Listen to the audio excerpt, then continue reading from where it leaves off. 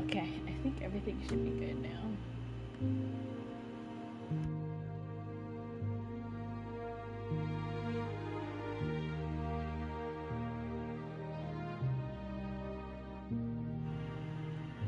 I hear the music great.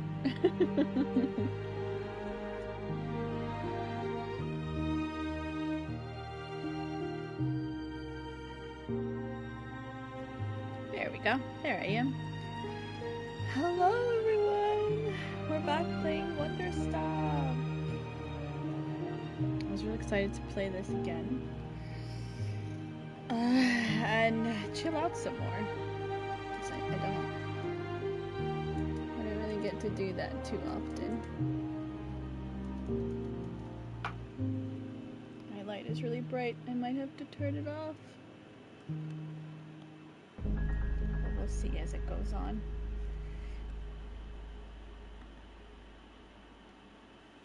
I hope you guys liked it as much as I did last time. I get to enjoy some more time yet again.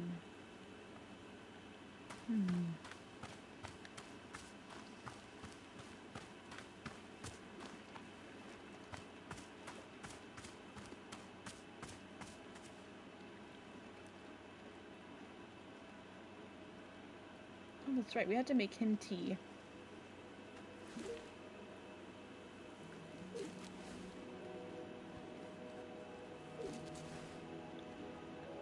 Oh, he really wants to talk to us today.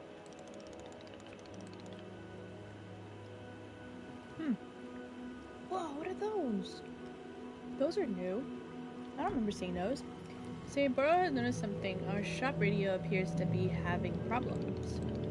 Have you noticed the radio yet in the corner by the stairs? It is quite an old and finicky machine. You see, the dial may be getting stuck on certain unfortunate frequencies, producing static.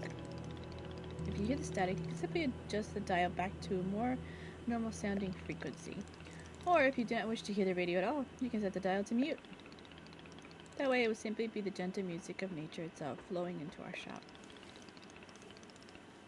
Should Boral be requesting for a person to come and fix the radio one of these days? Perhaps. Although I will say I'm starting to become quite used to it. Fond of the imperfections, even. Yes, there are days when I will be letting hours pass me by in a delirious fog of perpetual static noise. Of course, perhaps constant static is not to Miss Alta's liking, so I will let you reset the radio whenever you like. Okay.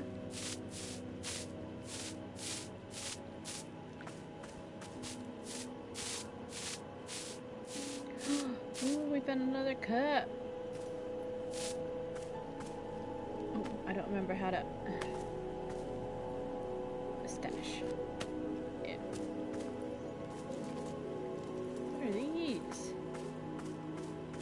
pick these up?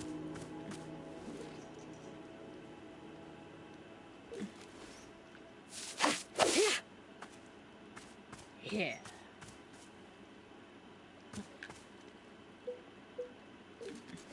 I'm gonna show those clippings what for.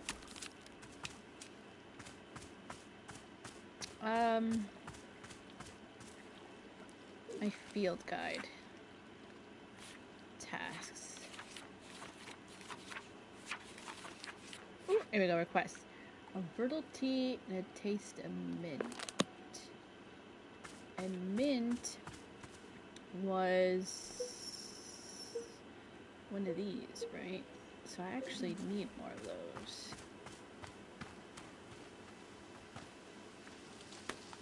There we go. Can I water it more? Yeah, I can.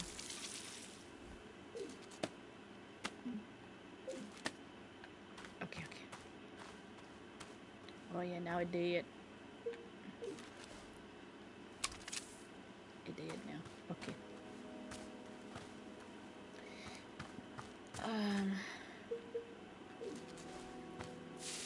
Yeah. Let's go make him his tea. We also can put our new cup that we found in our fancy dishwasher. Let's see. Do we have anything in there? Yeah, let's get rid of whatever's left. Okay.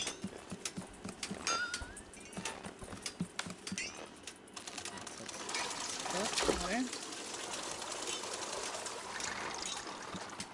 Then we gotta make it hot.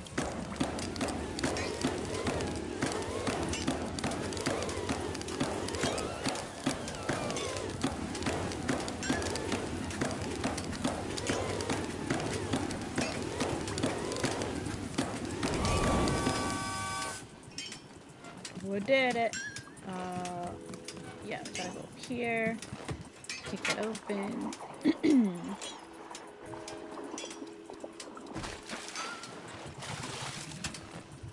So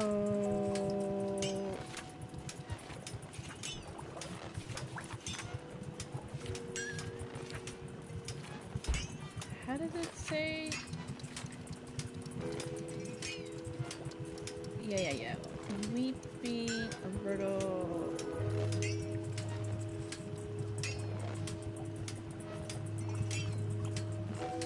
I forgot already. Do I have? Where are my fruits?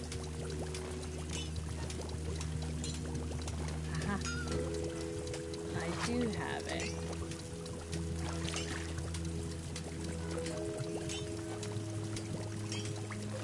There we go.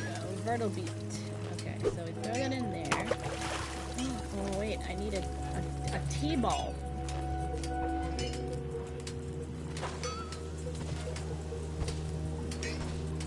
I don't think I have a tea ball.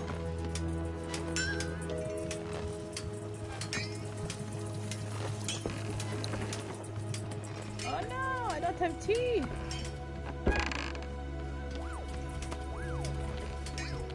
Oh, good thing none of this is in a rush.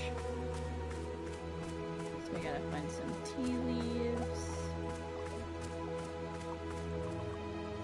I guess along the way we'll cut up.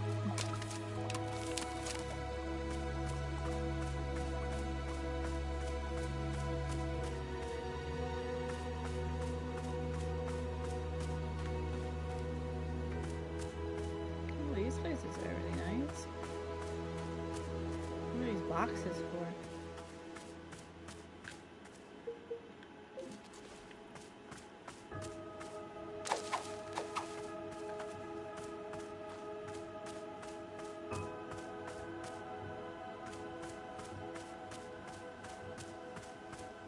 It's so weird you can't pick these up. I wonder how you do that.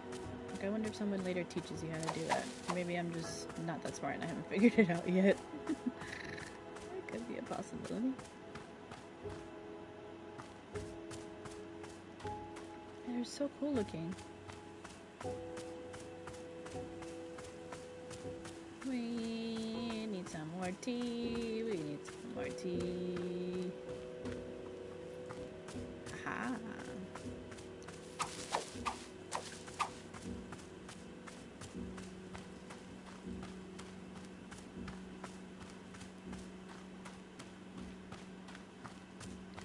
Ooh, here we go. Found some more.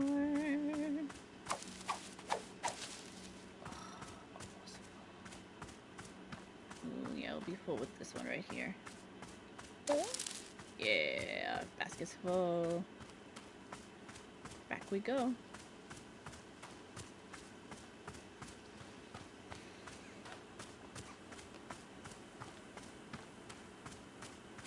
I wonder who else we'll see. Like, obviously there's more to these other people's stories. What am I doing? I'm gonna go...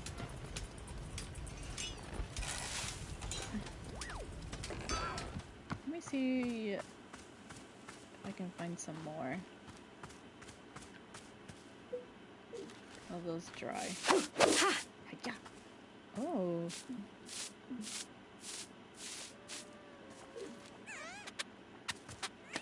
What is this? A photo? A puffin skeleton?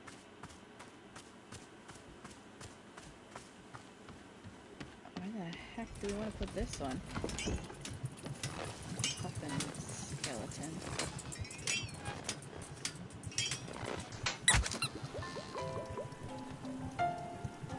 Oh, yeah, we had it on horse. Dog.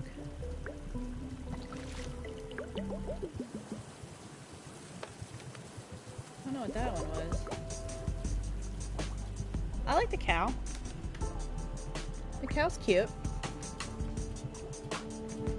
Let me turn on my other light to see if I can offset my paleness.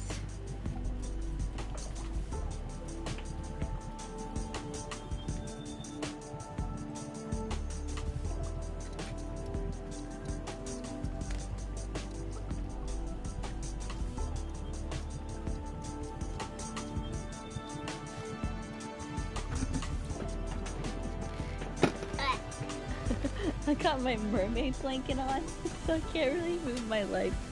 That's how comfy I want it to be. Oy. Oy. Okay. So we got some tunes playing now. I can put it here. Oh, do I need to be on the ladder? Oh no, it don't fit there. How about in there? Oh yeah. Fits there.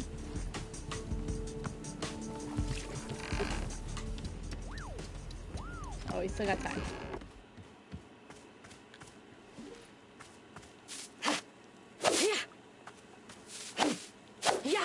I like that she does like hit it like it's a sword. I like that. I haven't really been seeing too many people playing this.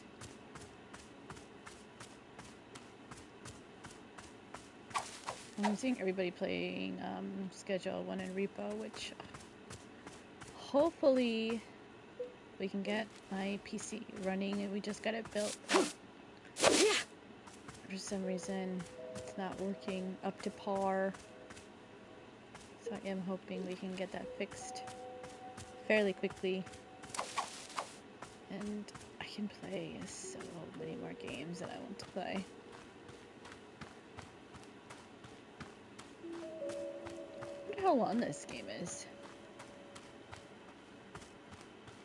It can't be too long.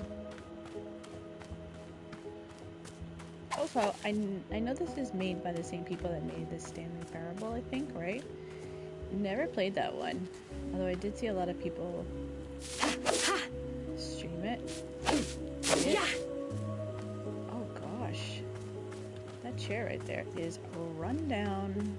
Oh, what's this?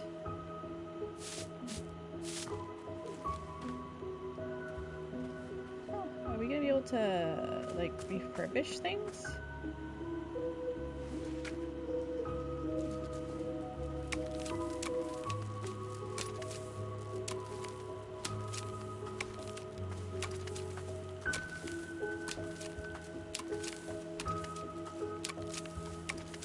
Just clipping away. Oh, no, I didn't want to sit.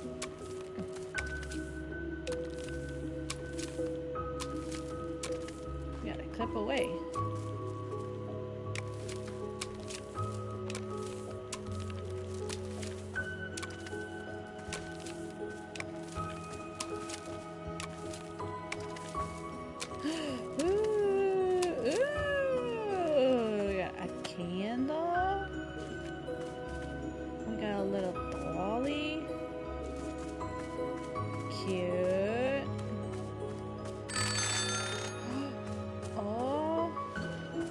Tea leaves are ready.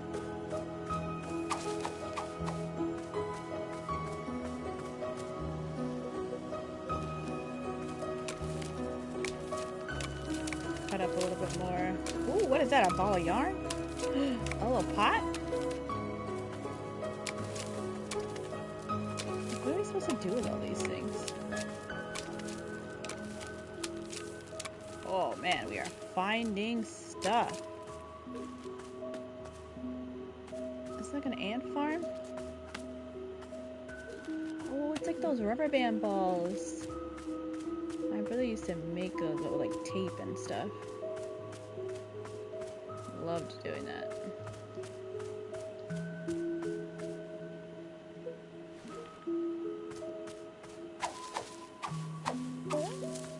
Ooh, it's full.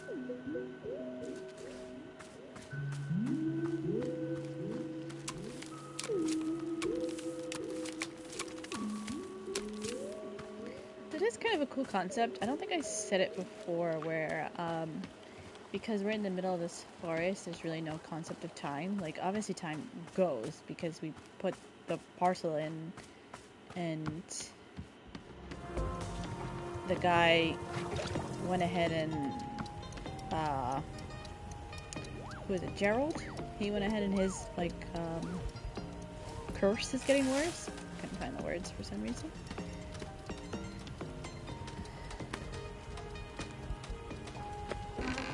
Alright, let's go put our tea inside. Let's put our tea inside. Yeah, this guy's, that looks pretty bad, not gonna lie. Nope. Yeah, here we go. Let's put a T-ball in there. And then they said one of these to make it minty, right?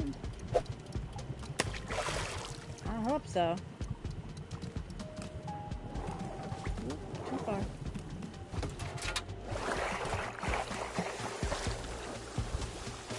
I hope that's it, because if not, we've made a really bad batch.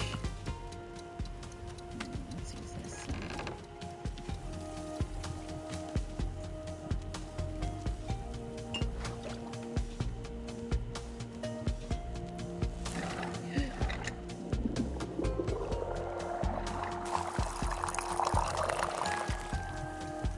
Oh, it's a little like a pumpkin. Cute. Now where is he? There he is. Hopefully this is it.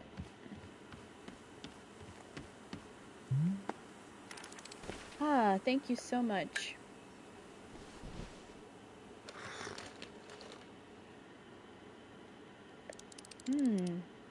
There's that beautiful mint taste. We got it. Perfect. Just perfect.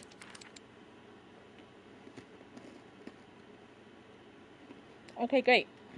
I'm ready for the ceremony. Where should the virtual ceremony for me take place?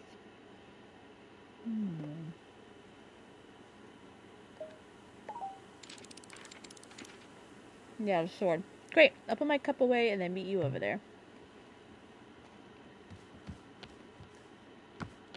You think I remember where my sword is?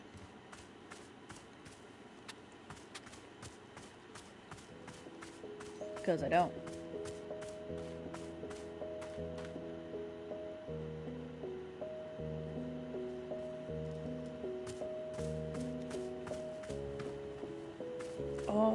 What's up here? What's up here? What's up here? You didn't lead me to it. I found it. All on my own.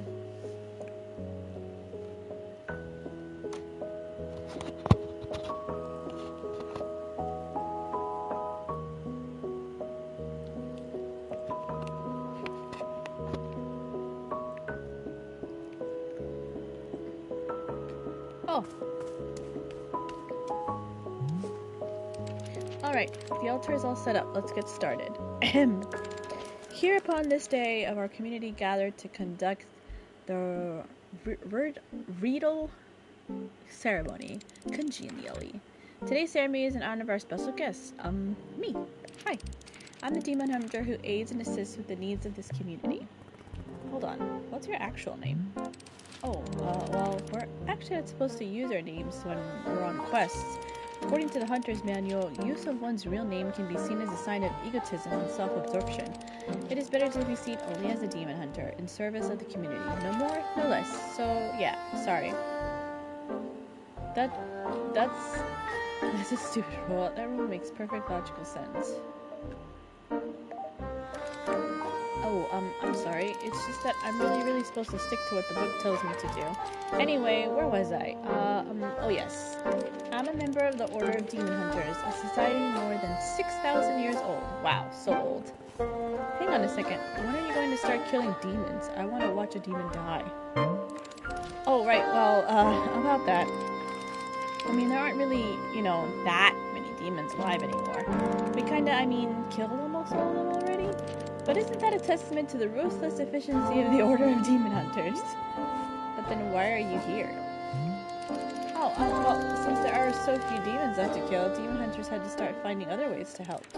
Like helping out in the community, doing social work, that sort of thing. These days, civic unrest causes for more problems for people than demons do, statistically speaking. So, it's where we can make an impact, statistically. Or you could just stop calling yourselves demon hunters. So, what about those weapons on your belt? They look cool. You don't use them for killing? What? No, these are ceremonial. I never use them. Anyway, to get back on track, this is my first quest to a new community. So I'm here to assess the needs of the community and then provide whatever support I can. This isn't a community. The community needs you to demonstrate cool demon hunter magic. Well, not only is it just a tea shop, it's a tea shop I don't even want to be at. Oh, I forgot. She's still so, ugh. I see. Why don't you leave and go find an actual town to help? Oh, no. Whichever community we stumble onto, we have to stick with. Because otherwise, demon hunters might just quit when it gets hard. I'm sworn to help this community, and I will stick to that commitment no matter what. Are there any questions at this point? Who's the nastiest demon in history? What, the nastiest? Yeah, someone real nasty, real sick. Tell me about a bad demon. Oh gosh, well, I guess maybe Murgmur? Murgmur was a colossal demon from the ancient age and fed exclusively on orphans. Oh god. Apparently he ate over 5,000 orphans in his lifetime. That's a lot of orphans. I know. Before Murgmur, the most orphans a demon ever ate was maybe 2,000? So 5,000 was like, wow, this guy's serious business. Wow, sorry, we're off track again. My apologies. Although to be honest, I've kind of shared everything about myself. That's me. Since I can't think of anything else to say, I hereby conclude this vertical ceremony. Great, we're done? Yep, the ceremony is over. Cool, bye. Wait, hold on a second. So, I don't suppose you feel like maybe, saying something more about you? Like, you don't have to, but, would you maybe want to share anything? Just, if you want. No. Oh, yeah, okay, gotcha. That's totally okay, yeah. Thanks for, the tea, yeah. It was so bad. Because obviously they're all trying to just get her to know her, and I'm like, obviously, hopefully, sooner than later, she, opens up to everybody, and...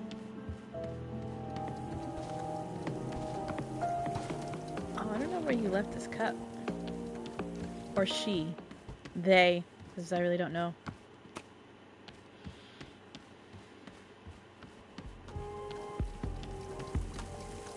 We're just gonna get cleaned up.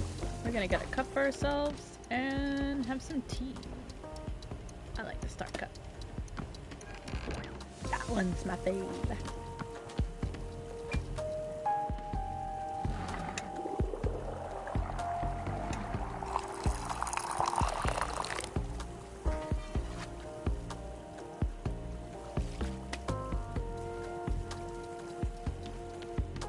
We sat by the fire last time, right?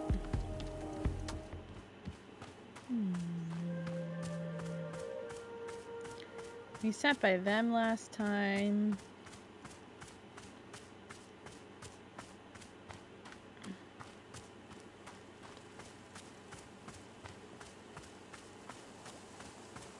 I can't remember if we've been in here. But you can sit here and enjoy a bit of tea.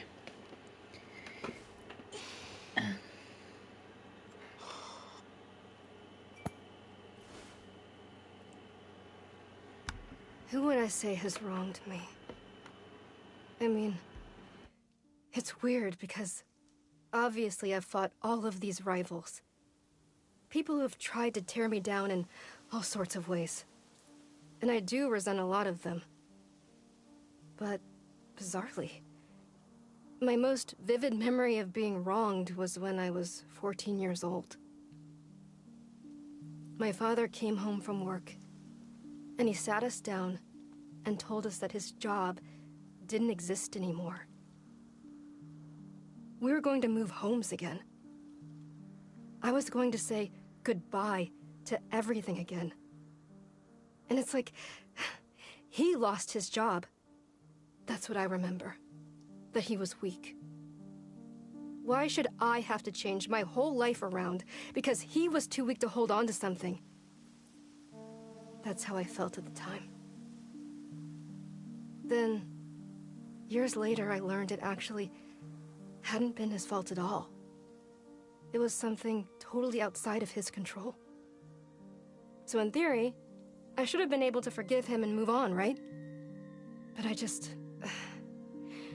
don't know.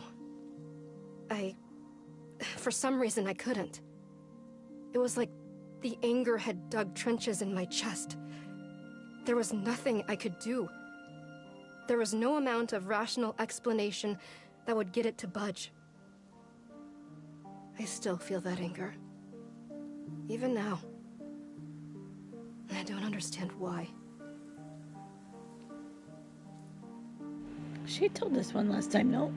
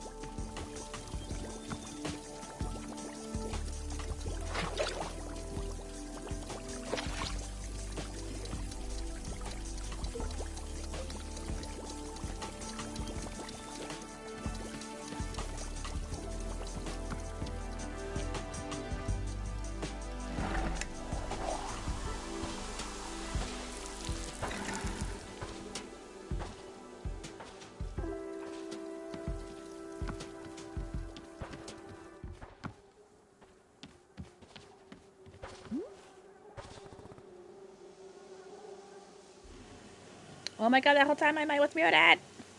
Damn it!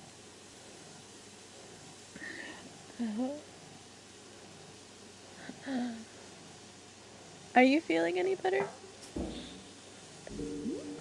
Hello? Gerald? He's not good. Wait, are you and Demon Hunter both not talking to me? What's going on? Okay, sure.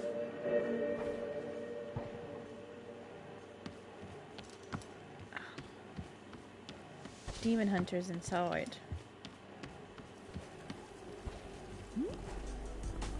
Hey, feeling any better? What's going on? Is there some reason why nobody's talking anymore? Can you hear me? Do you know what I'm saying? Whatever.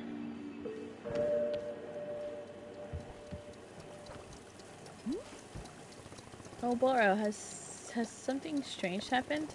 Nobody's talking to me, like everyone has gone mute. Indeed. Yeah, I've been trying to get their attention and it does nothing.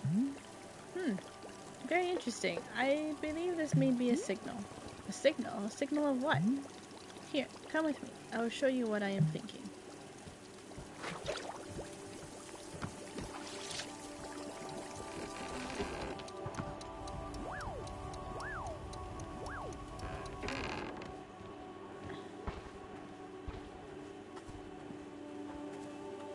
I love how little ceremonial things stay up.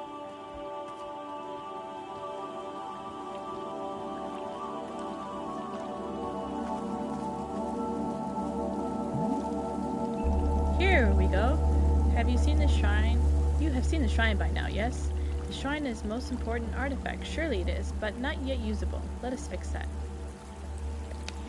There we go. The shrine is a sacred place. It is what we turn to when we are needing to see something new. What do you mean by something new? It is different for everybody. I cannot say what it will be for you. All it will do is point you towards the next step, whatever that may be. When you are ready for that, please take a seat in front of it. In the meantime, you may also continue to tend to the shop if you wish. As long as you are our tea warrior, I'm confident Wanderstop is in good hands.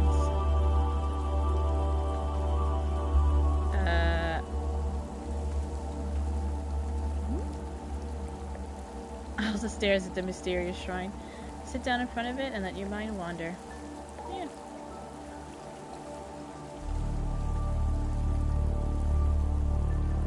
Why not?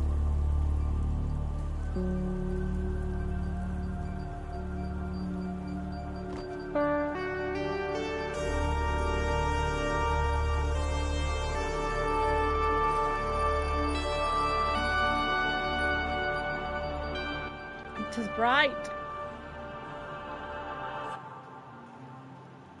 Oh. Where am I? My name is... I don't remember my name. Oh god, what's going on? Where am I? Someone please. Hey, your name is Alta. Remember?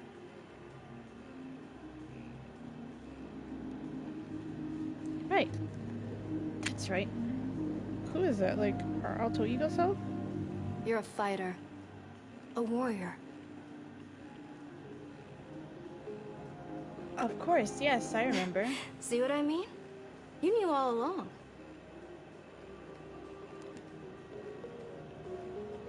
I'm sorry. I don't know why I forgot. It's okay. I've got you. All of this has a purpose. I promise.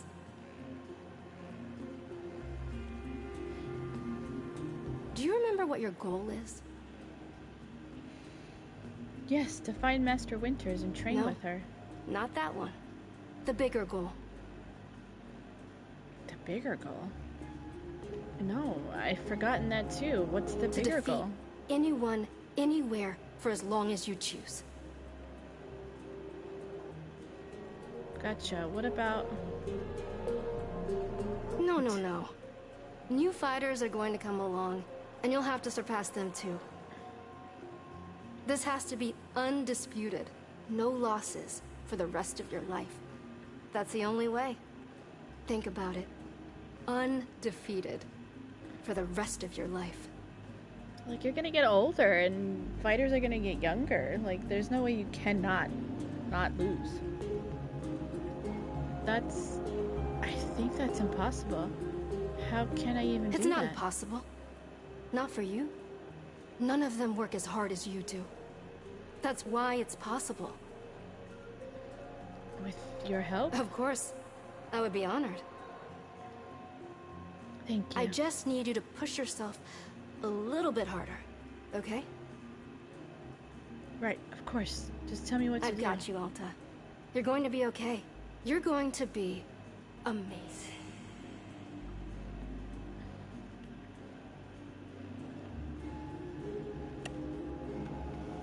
Super bright! Oh.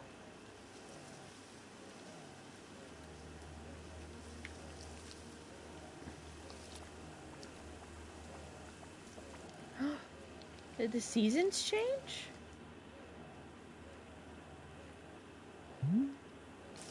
Welcome back, miss. What? What just happened? That is an excellent question. It would appear our clearing has changed.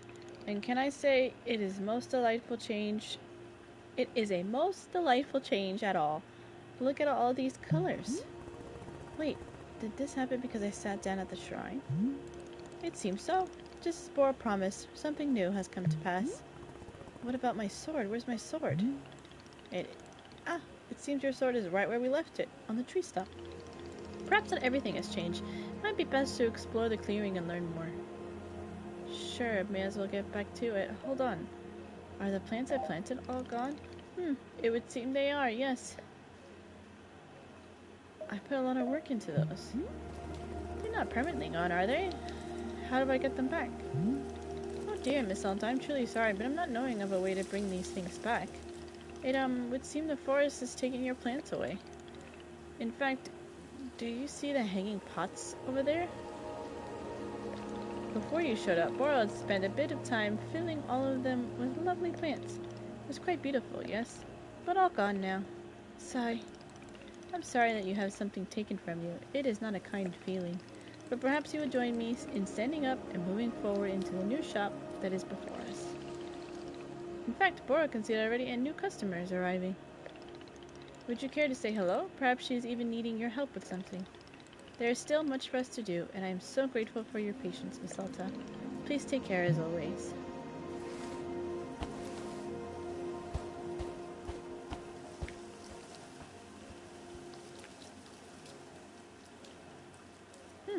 So now we're in like fall?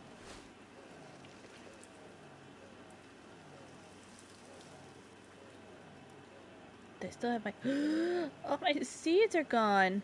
All my tools are gone. I never even had the Puff Puff one.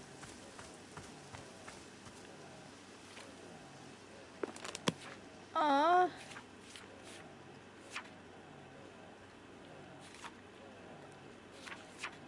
Oh, can I still have it? I think I still might be able to make it. Hopefully.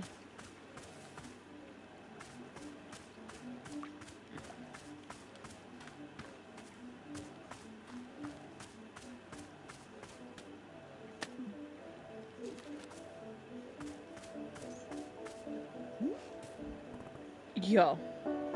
Hello. Shoo shoo. Be gone with you. What? You heard what I said. I don't need eavesdropping from the competition. Competition? Damn Skippy, you probably thought you were the only merchant in these woods, didn't you? Well, guess what? Some of us are real salesmanship out here. But no, you have a problem with the basic tenets of healthy market competition. You think nobody else has the right to do honest business, right? Isn't that what you think? No. Of course that's what you think. You want all the profits for yourself.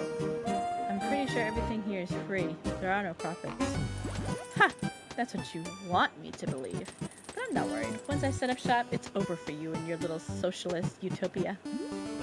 What exactly do you sell? I bet you'd like to know that. I bet you'd love to have the edge on me. Well, tough tooties. I'm not falling for a what do you sell ever again. Wanderstop is a tea shop, so if you don't sell tea, we're not competitors. Oh, suddenly Miseducated over here knows all about economics. You want to know what I offer my customers? It's simple. Firm products, high prices, higher prices, harsh, unasked for life advice. All that and a smack in the head on your way out. Typically, you have to offer people something they want. Alright, Grandma, sounds like business competition to me. Psst, that's the cowardice business plan. Nobody wants a smack in the head. That's why you have to sell them on it. You have to stop thinking about what the customer wants and start focusing on what you want them to want. If you had even sneeze on a business textbook, you'd already know this. I'm pretty sure we're not competitors. Hey, look at you. Naive, optimistic, clouded judgment. Destroying you will be a breeze. Some might feel guilty about running your little enterprise into the ground. Not me. Now get your buzzing face out of here and let me set up shop. Would you like tea while you set up? Hell no, I don't want tea. Figured I'd ask.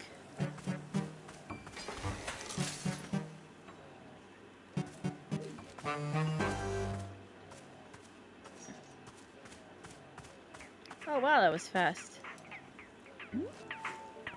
What the hell? How'd you get set up so quickly? That's right, we're open for business.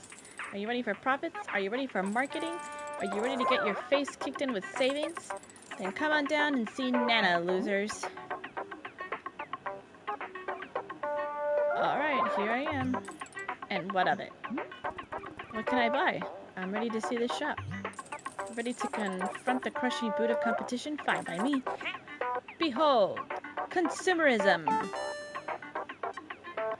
A candle on my mug? It says die. Little meow meow. Lady, this is expensive. Yes, what is it? What does this icon mean? Is this your face? You can't possibly be this dense. Those are nanobucks. That's how much they cost. Okay, fine, but I don't have nanobucks. I've never heard of nanobuck. Never heard of a nanobuck? How are you a small business over it? The nanobuck is the international currency. The nanobuck is the gold standard. I think you're making this up. I am not making this up. How dare you accuse me of deceit? That's it. You're going to make me... Where is it? Here we go. Proof. Professor Currency's all-in-one book of economics, volume 1. This is infant stuff. It's pathetic that I need to even give this to you. Thanks, Nana. I'll use the information to crush you. Well, you're an infant. Ha! With volume 1? You wish. Let's talk when you're at volume 2. Now that's economics. Volume 12? I still have nightmares about volume 12. Oh, she said 12 instead of 2. How about if I sell you something in exchange for nanobucks? You're talking about a barter. Sure, I'll bring you something and you can buy it off me. Let's see this thing first, Missy. I'm committing to nothing until it's in front of me. Alright, I'll bring you an item. Just give me a minute. What should I give her?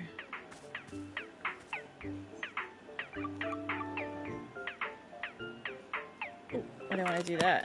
Read. Professor Currency's Guide to Economics.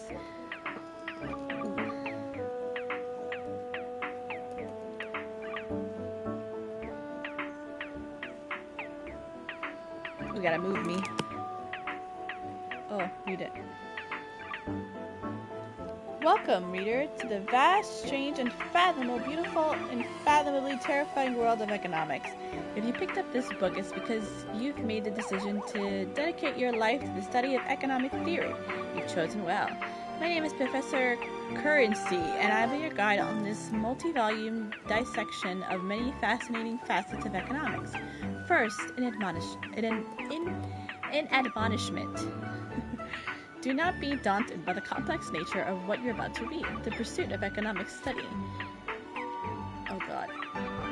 It's on both pages. Is demanding, rigorous, and often physically painful. This is normal. Pain is economics entering the body. Rest assured that whatever struggles you face in comprehending this knowledge, you will be rewarded tenfold once you fully understand it. Armed with the fierce comprehension of economic theory, you will become an unstoppable machine of intellect and charisma. Somebody has stood next to me. So where to begin? How does one dive into a field of rich and dense as economics? Well, let us start with a brief history. Economics did not exist prior to the Chrisman age. Up until this time, all goods and services were given random values. These values would change arbitrarily at any time for any reason. A loaf of bread might cost 10 grimlets in the morning, and then at 3 p.m. the price could suddenly leap to 85,000 grimlets. And while the price could then drop to half a grimlet at 4 p.m., by then the bread market was already in shambles. It was a terrible way to live, and every day tens of thousands of people died simply from overexerting their brains trying to figure the system out. However, at the beginning of the Crimson Age, the government decided that enough was enough. Their solution was to form the Special Committee to Stop Money-Related Thinking Deaths, which gathered once every 3 months for an hour to discuss and deliberate on a brand new system of valuing goods and services. And after 6 months of congregation, they had invented the system which we use to this very day, economics. Under this new and profound ideology, goods and services would be given prices that correspond directly with their value.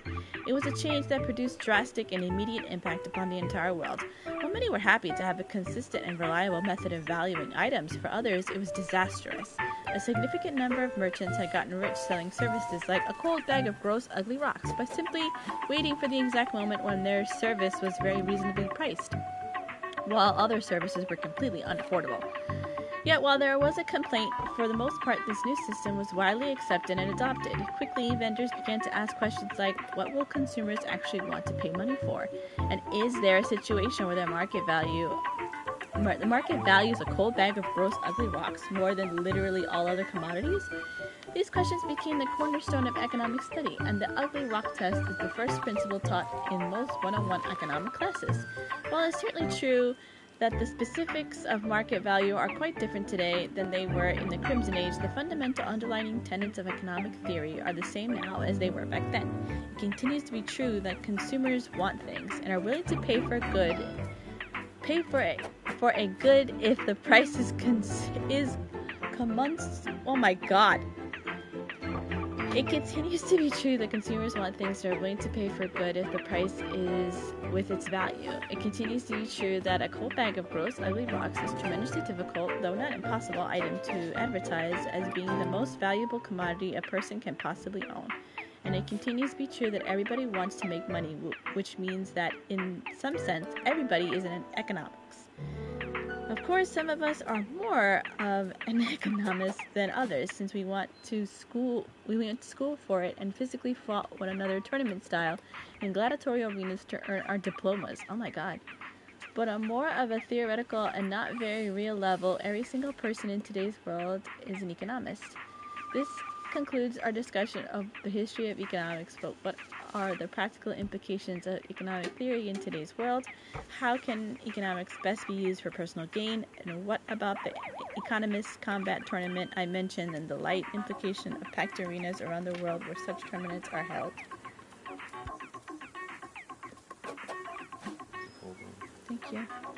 Several of these questions will be answered in Professor Currency's Guide to Economics Volume 2. Join me in the next book as we dive further into unfathomable, unintelligible, illegible, beautiful world of economics.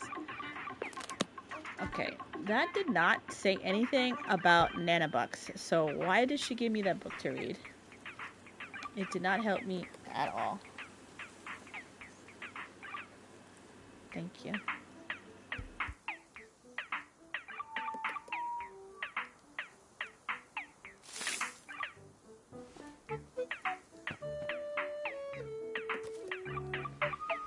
This guy looks crazy.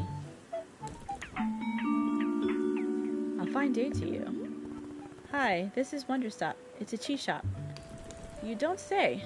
How marvelous. A cup of tea sounds most restorative, but I would ask that you first allow me a moment of rest. On a journey such as mine, one's strength must be minded carefully at all times. Rest is the utmost priority. Once I am recuperated, you can be certain that we will discuss tea at length. Are you a fighter? So, you've noticed, I am indeed a warrior by trade, currently in my second year fighting for a minor circuit and none too upset with my record. Would you allow me a small moment to boast? Perhaps you recognize my mask. It was a gift from the Vindian Empress, given only to the warriors she sees as most honorable. Those who seek honor and respect in combat rather than victory alone, she saw this in me. I carry her blessing everywhere, on my body and in my heart. I'm a fighter too. Truly, why yes, now that I am paying attention, I see the poise and the balance in your stance. Of course I see it clearly now, another warrior like myself, here in the woods. It is fate that brings us together, yes, surely it is. Please tell me of a tale of combat. I wish to know of your journey and your strengths. Well, I'm undefeated in battle. I used to be undefeated in battle. Ah yes, I can recall my own first loss, in educating time. Well, I didn't really lose, it's more like... Okay, this is a weird question. Have you ever suddenly lost your strength for no apparent reason? Like it just sort of left you? This is unfamiliar to me. I have never felt disconnected from my power. Oh, I guess I can tell you about it. I spent the last 8 years doing tournament fights in the combat arena. Wait, no. Alta? I'm sorry, do we know each other? You are the warrior Alta. This is you. Yes. My heavens. My heavens! What a beautiful and surprising world we live in. The warrior Alta is before me, the strongest fighter of the modern era. You know me? You? Know you? I have been to see you fight twice. I saw you at the Royal Arena 3 years ago. It was, how do you say, it changed my life, truly. In fact, because of that fight, I began using a false advance in combat. I had only ever been using a serpentine advance, but the false advance gave me more flexibility than disarming opponents. I fought a guy once who literally nothing but his amazing perspective was able because of it. I often follow up a false advance with a quick weight shift. I try to ease into opponents offhand if they're armed. Interesting. What do you gain from shifting the weight? It gives me a way to muddle the opponent's weapons focus. If I don't have the reach advantage, it lets me approach easier. Ah, interesting. I'll have to try it for myself. Oh, and the second time I saw you, it was just last fall. You fought Lady Ashe in Speria. Right, yes, I remember it. That was a good match. Please do not ply me with your false modesty. You wiped the floor with her. She put up a fight. She actually would have been fine if she knew how to switch stances. She put up a fight. Again, I have no need for this sort of humility. We both know of your strength. And now I have run into you purely by fate, here in the middle of nowhere. And you're running a tea shop? Is that right? Yes, that is what I do now. Just briefly, I'll be back to fighting soon. Ha! Warrior Alta, I am astounded once again by you. You have discovered a new form of training in the most unconventional location. Making tea. I never would have thought to try it. What new abilities will this unlock for you in combat? Does it strengthen poise, or is it mental training? No, wait. Do not tell me. I only wish to see the results. You surpass us all once again. I'm stunned, but not surprised. Thank you. Oh, my apologies. I never introduced myself. My name is Ren. I have come to these woods seeking personal growth to find new strength. Meeting you has affirmed that I am walking an honorable path. It really is nice to talk to another person like me. I haven't talked to another fighter in a while. But of course, Royal Alta, you and I are kin. We share a common destiny. It is fate that we met here. I believe this with all my heart. I guess, let me know if you want tea. Tea? Of course. In all excitement, I nearly forgotten. Yes, let's have a cup. You don't need to rest first?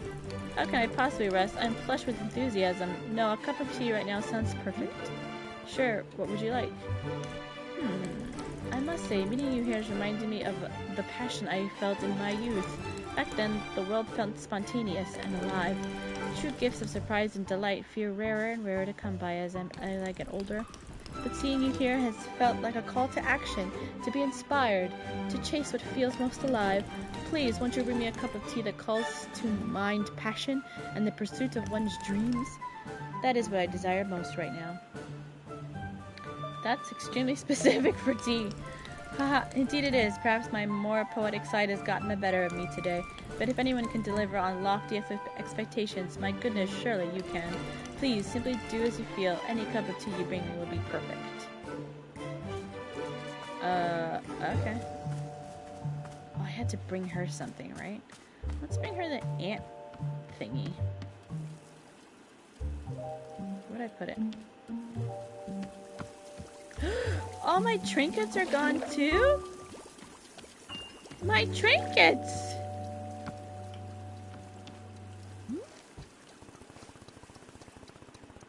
I'm so upset about my trinkets. What am I supposed to do? Oh, jeez. That's not good.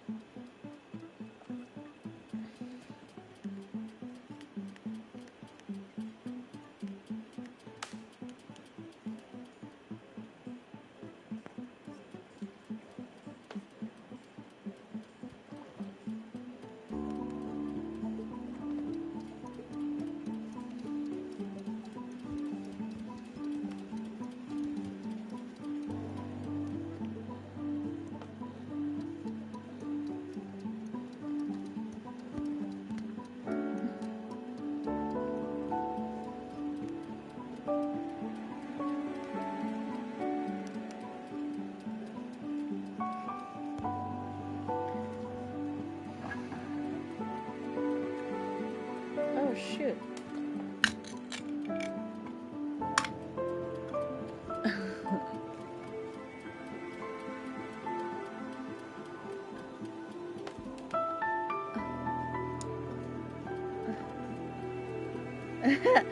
Yeah, he is in the background. A customer asked me for tea that evokes passion. What kind of ingredients should I use for that?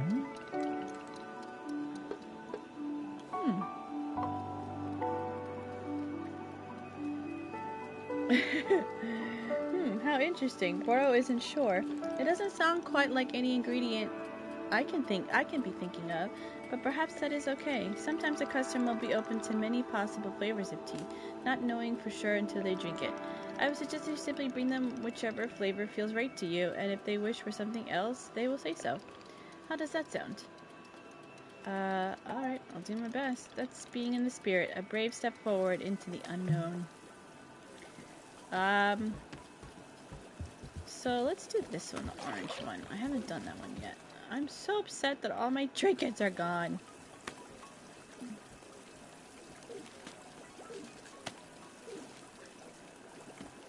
That's so upsetting. Okay, take that one. Oh, does that mean all my cups are gone too?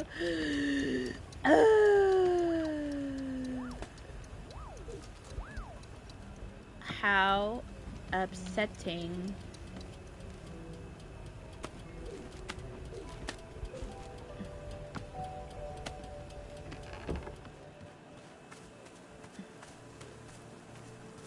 his stop sign is here, though.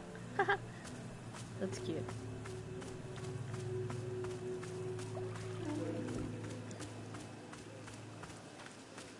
Alright, let's get some more tea.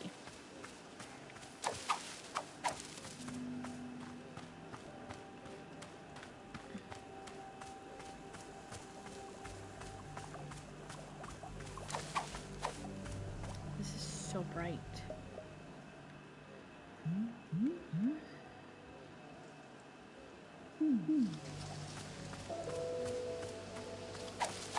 There we go, it's a little better. And the colors are gorgeous. Oh, it's so much easier to see the tea leaves. Okay, so then I gotta know before I do... So I can't pick these up. Oh, I can!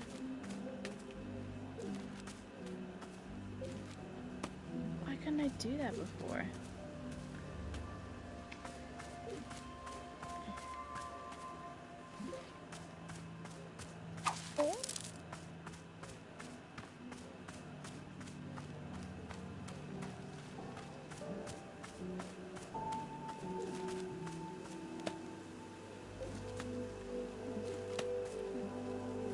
Yellow seeds. I gotta see what these guys do. I'm gonna give her a mushroom. That's what I'm gonna give her.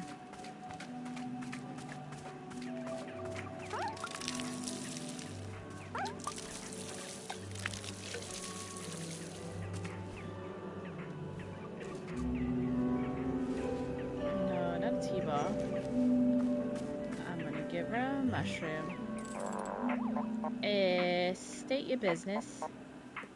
You want to trade? Show the item I'm holding. Let's see it.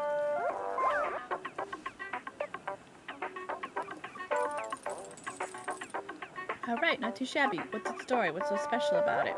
Nothing, it's just lying around. Make an elaborate lie about its origin. It's, you know, an ancient rune. An ancient rune. Missy, everybody and their grandmother's got an ancient rune lying around. Well, let me explain to you what's so special about this ancient rune. I killed a man for it. I broke a promise to an old friend for it. I was rewarded for saving an entire village. Oh, tell me about this village. What was the trouble? A magic-using warlord had been tormenting the village for months. A ghost moved into the homes and drove property insurance way up. Everybody forgot their own names and it was causing panic. I like the ghost turning into the homes and causing it to go up. And how did you handle the situation? I campaigned to local government for less stringent insurance premiums. I fought for more affordable housing to create equal opportunity for the ghosts. I killed every single ghost, stabbed each of them in the face. Well, I can't say I approve of equal opportunity, but I hate it less than I hate ghosts. Alright, I can make use of this room. It has history. I like that. You got yourself a trade. Now pick one and only one item to take with you. I have to take the little meow meow. Finished. Good. After this, it's nanobucks or nothing. I have a meow meow. Look at my little meow meow. Where are we going to put my little meow meow? I'm gonna put it in the window. Where my meow shall stay. Look at my meow meow.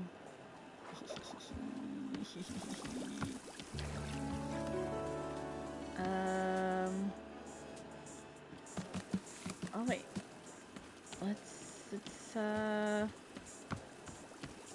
We got tea, so let's make tea.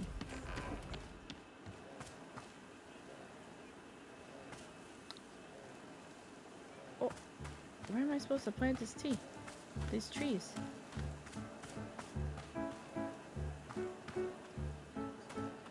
Just anywhere now? Was that not where I was planting it before?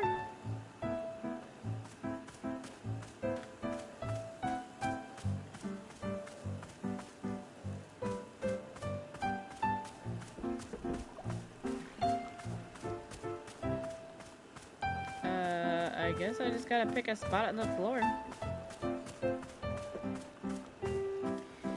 Alright, So yellow seeds, right?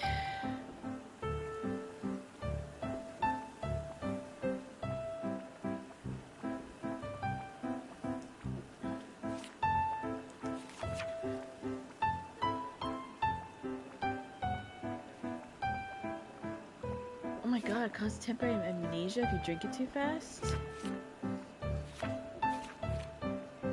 I got chip chips, I got a puff pod, although I didn't drink that one yet. Tastes like the origins of plant itself, makes you nostalgic for something you never actually experienced.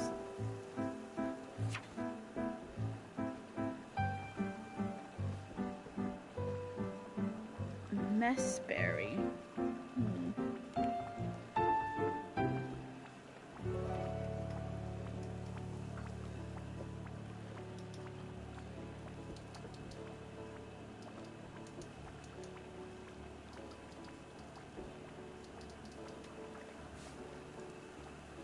A taste that is impossible to quite place, no matter how hard you think about it or what you compare it to, known to infuriate some. A taste of ginger. Snoop gums are noted for revealing physical pain with tastes like citrus milk and whatever you most frequently ate for breakfast as a child.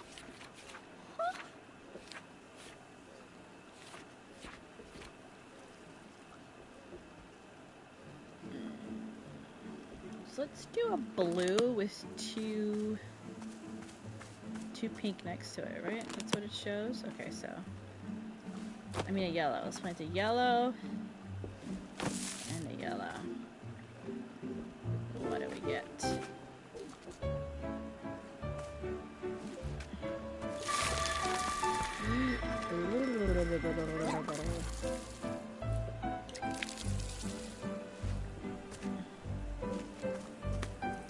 Okay.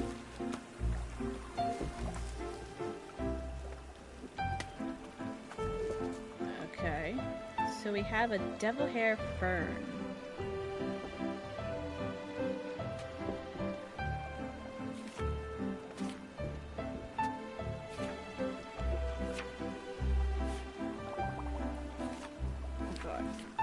Okay, it looked like that.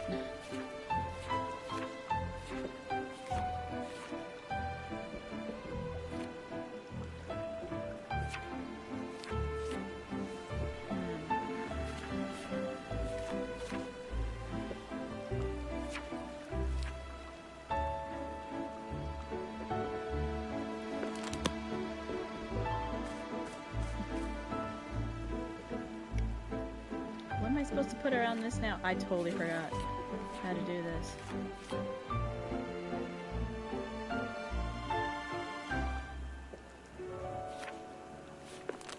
Ah!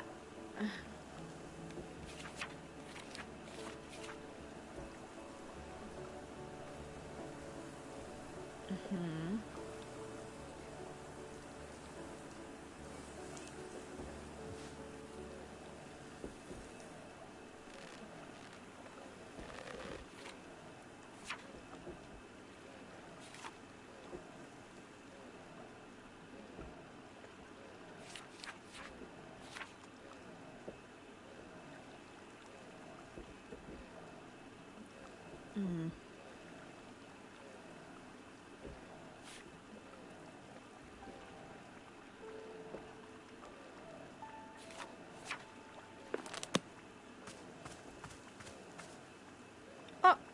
He's got a package. Let it go. You beating this today? I don't think so. I actually don't know how long this game is, but I don't think I'm beating it today. I totally forgot what I'm supposed to do now.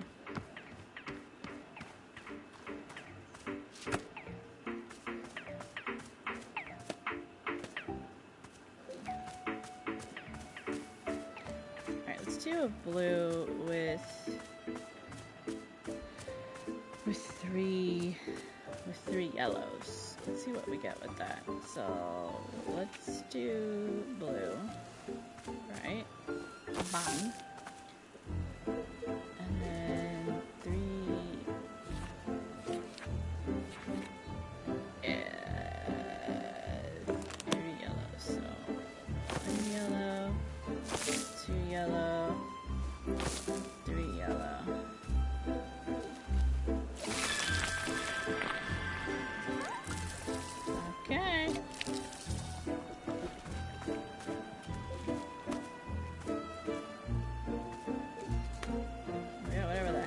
this is.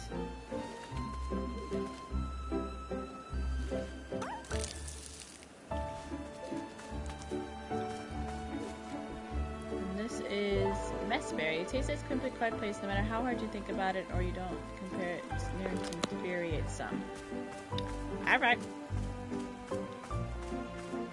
I guess this is what he's trying.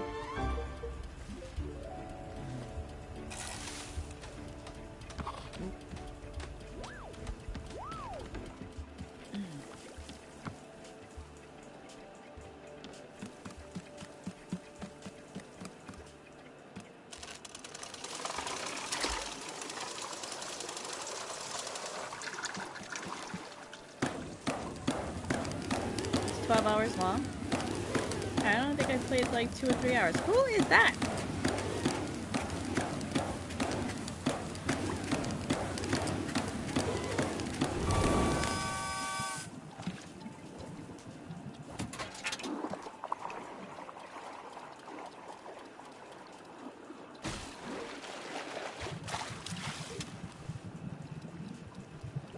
Here we go. We got a messberry we'll throw in there. And a T-ball. Oh god.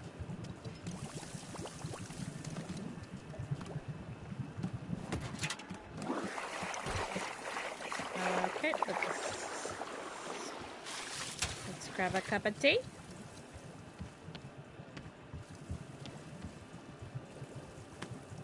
And let's give it to him.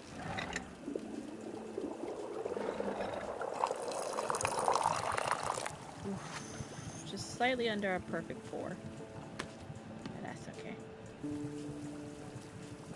There he is.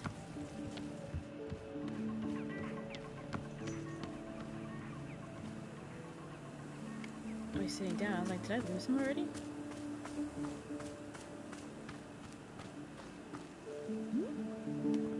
Here you go. Passion tea. Excellent. Let's have a taste.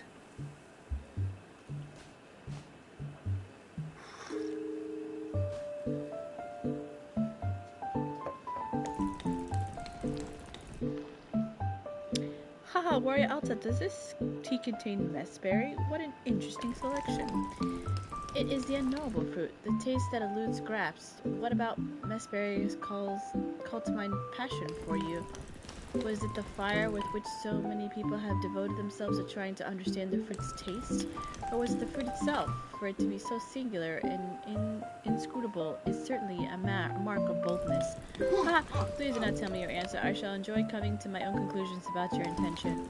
Yes, I am very grateful for the tea you have brought me. It is exactly what I hoped for. Thank you. Oh God, thank God. Say, as long as I have your ear a moment, I must ask you something. There is a story that I have heard about you, and I simply must inquire whether it's true or not.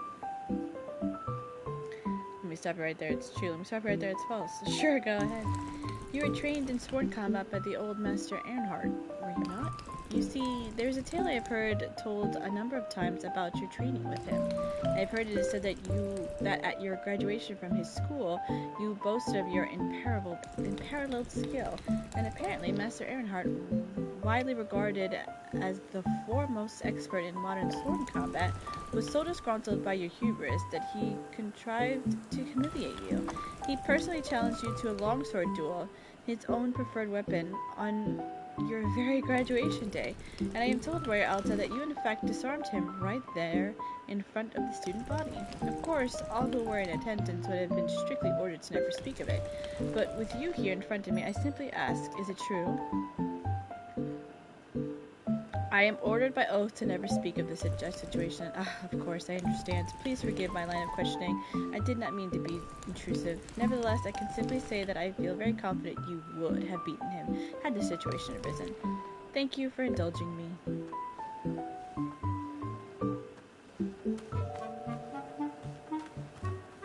Is he gonna leave his cup of tea somewhere?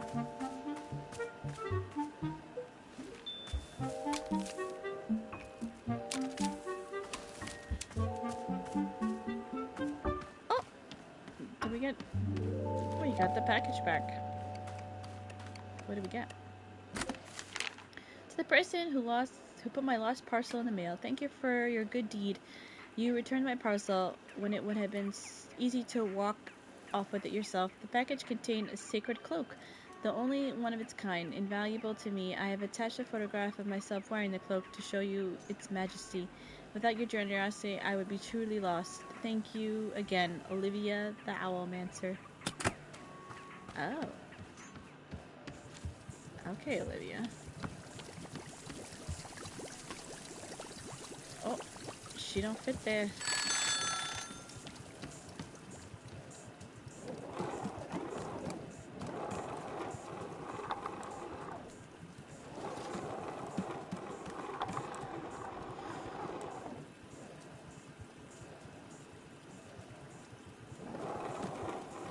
Does she fit there? Oh, there she goes. There's Olivia. Olivia fits there. Okay, let's, get myself a cup.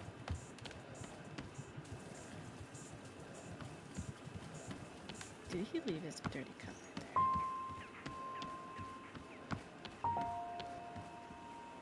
there? No. Yes, he did.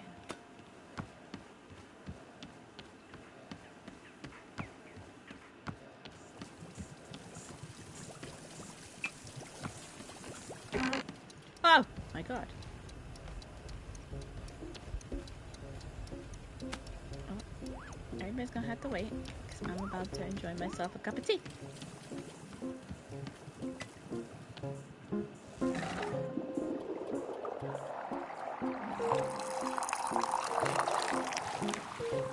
Dang it. It overflowed.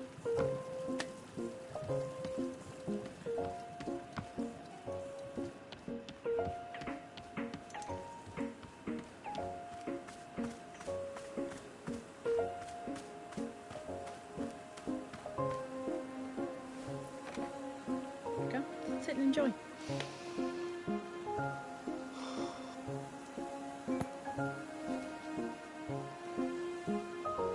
Huh. What is this? I've never tasted anything like this before. It's like almonds or, no. More like a sugary kind of rubber? Okay, it's basically if birthday cake tasted like salad. Or no, if salad tasted like birthday cake. Yeah. I actually think that's it. Wow, I did it. I figured it out. Okay, hang on. No. It's basically like a fried pastry, but you get these layers of icy metallic flavor, sorta. It's like... Oh no. No, this is gonna be a whole thing. No, okay. I have to stop. I'm not doing this anymore. I'm done. We're done here.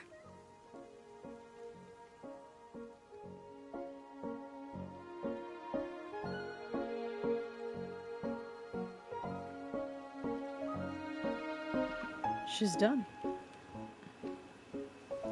I have to do the other one, the puff one. Because I didn't get a chance to try that one.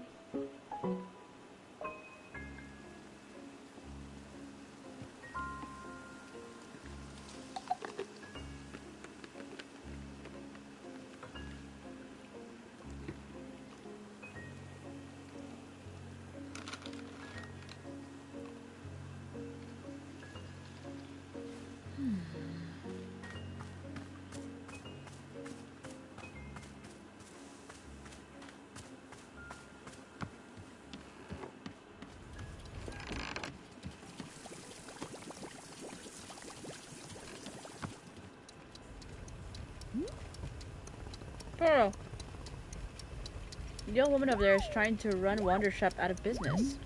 I see. Should we be concerned? No, she doesn't seem to me gaining money. Don't worry, I'm studying economic theory to take her down. I don't really care. I'm just telling you.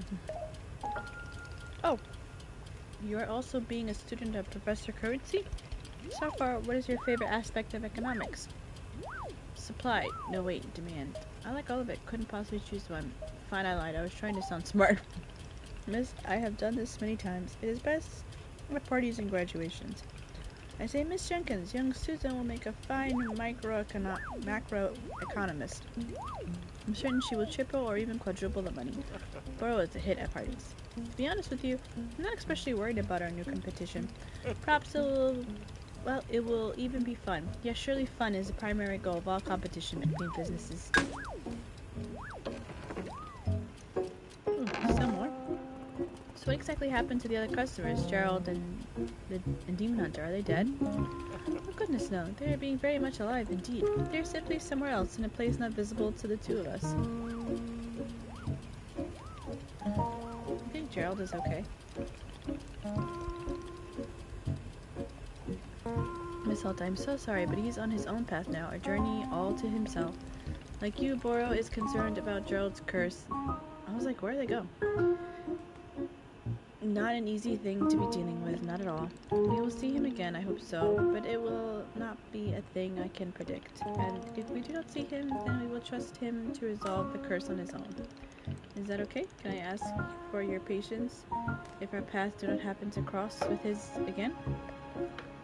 It just feels like there's more to do. Of course, I understand. And one day there may be more to do, but that is not being in our control for now. I am hoping very much that you are able to complete everything which is in your power to do so.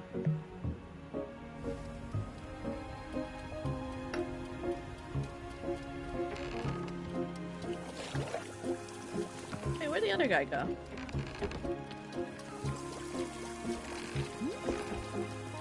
Hello, welcome to Wanderstop. It's a tea shop. Do you want tea? Tea? No, not feeling very good. Just want to sit down. Okay, sure. Alta, how are you doing? Quite well, thank you. In fact, I was just thinking I would make a request. Have you ever heard of silver moonlight tea? It's a rarity that I drank once when with the Vedian monks. The taste of it brought my tongue near bursting. It was a blistering, potent drink. Yet when the feeling subsided, I experienced a tremendous oneness with myself and the world around me. I do not often wish for it, but at this moment I find myself desiring a cup. Perhaps all this talk of passion has stroked my adventurous side. Heh? Sure, how do you make it? The monks placed 1 messberry, 1 chip-chip, 1 permillion, and 1 mushroom into a pot of hot water. A messberry, chip-chip, and permelon? And a mushroom. With dry tea leaves, of course. Is that too much to ask? Messberry, chip-chip, permelon, mushroom. Got it. Thank you, Warrior Alta.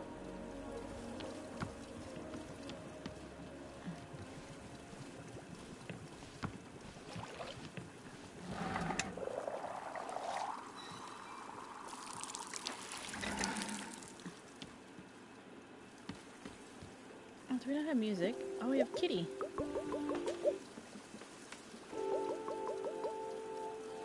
What's this one? Oh, nothing? Let's put the kitty on.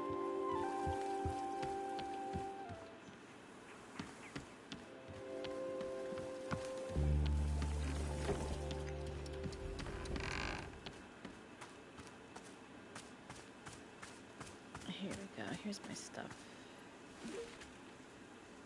So, what have I made? Okay, so I've made this.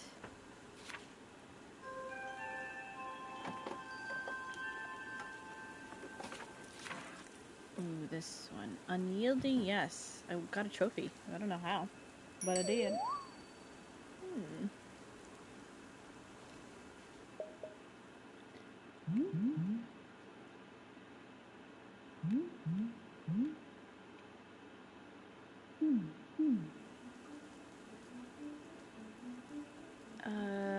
So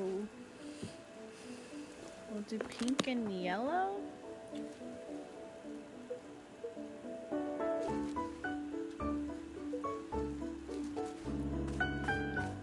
Okay, so let's do a pink.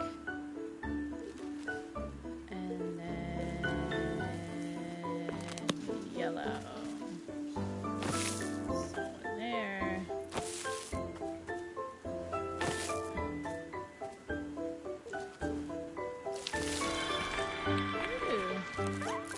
Ooh. We need more water.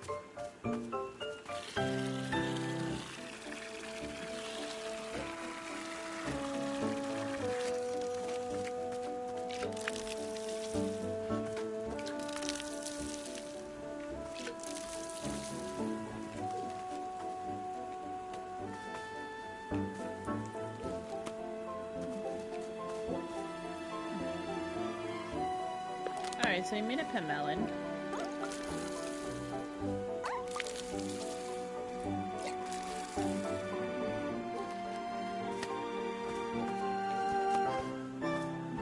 Okay, we made a pet melon.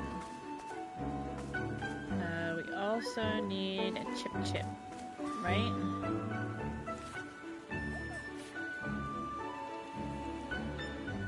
Yeah, so we need... Oh! Boro. Hello, miss. I'm having an idea, if you might indulge me. Do you remember Boro mentioned the pots over there in the hanging trestle?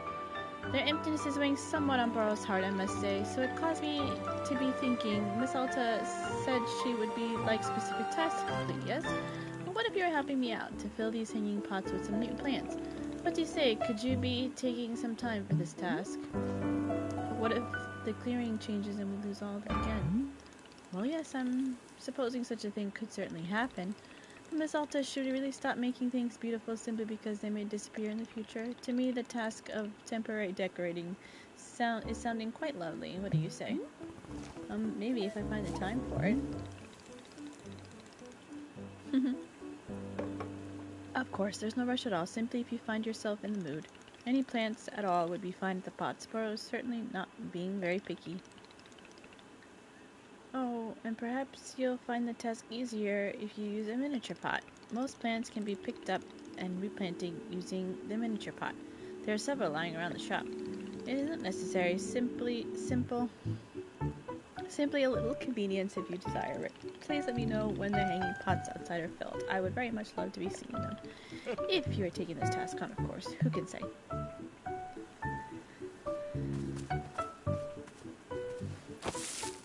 Okay, dude. There, and there. This should be a chip. Yeah.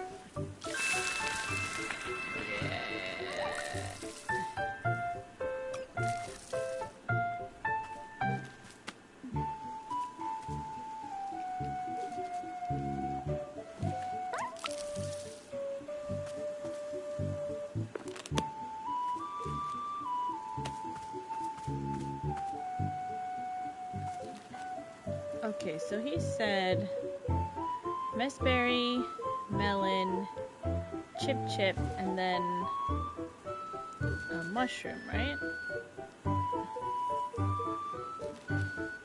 Do I not have mushrooms here? A dupe shroom, gift shroom, shink shroom, who shroom? Does it matter what kind of mushroom?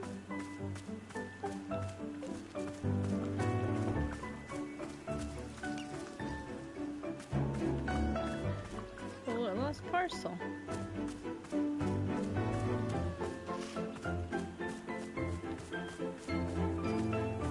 Oh, I dropped it.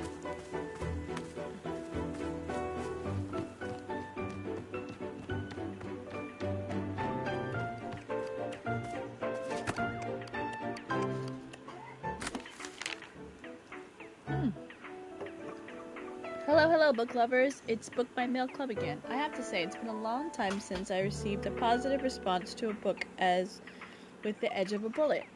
Y'all really liked it. Let's read another Dink Warhard novel. This time, it's The Fastest Bullet Alive. I hope you like it as much as Dirk likes justice. Later, Gators. Oh, God. Are we ready to read another book, guys? The location, outer space. The mission, Dirk Warhard going to outer space. The man, Dirk Warhard. Dirk Warhard knew only one thing about space. Anything you kill in space stays there for good. He couldn't remember where he had learned this piece of information, but it was about to save his life. 2 days ago, he had boarded a spaceship bound for the Global Alliance space station. Most field agents required extensive training to prepare for a mission to space, but Dirk Warhard was no ordinary agent.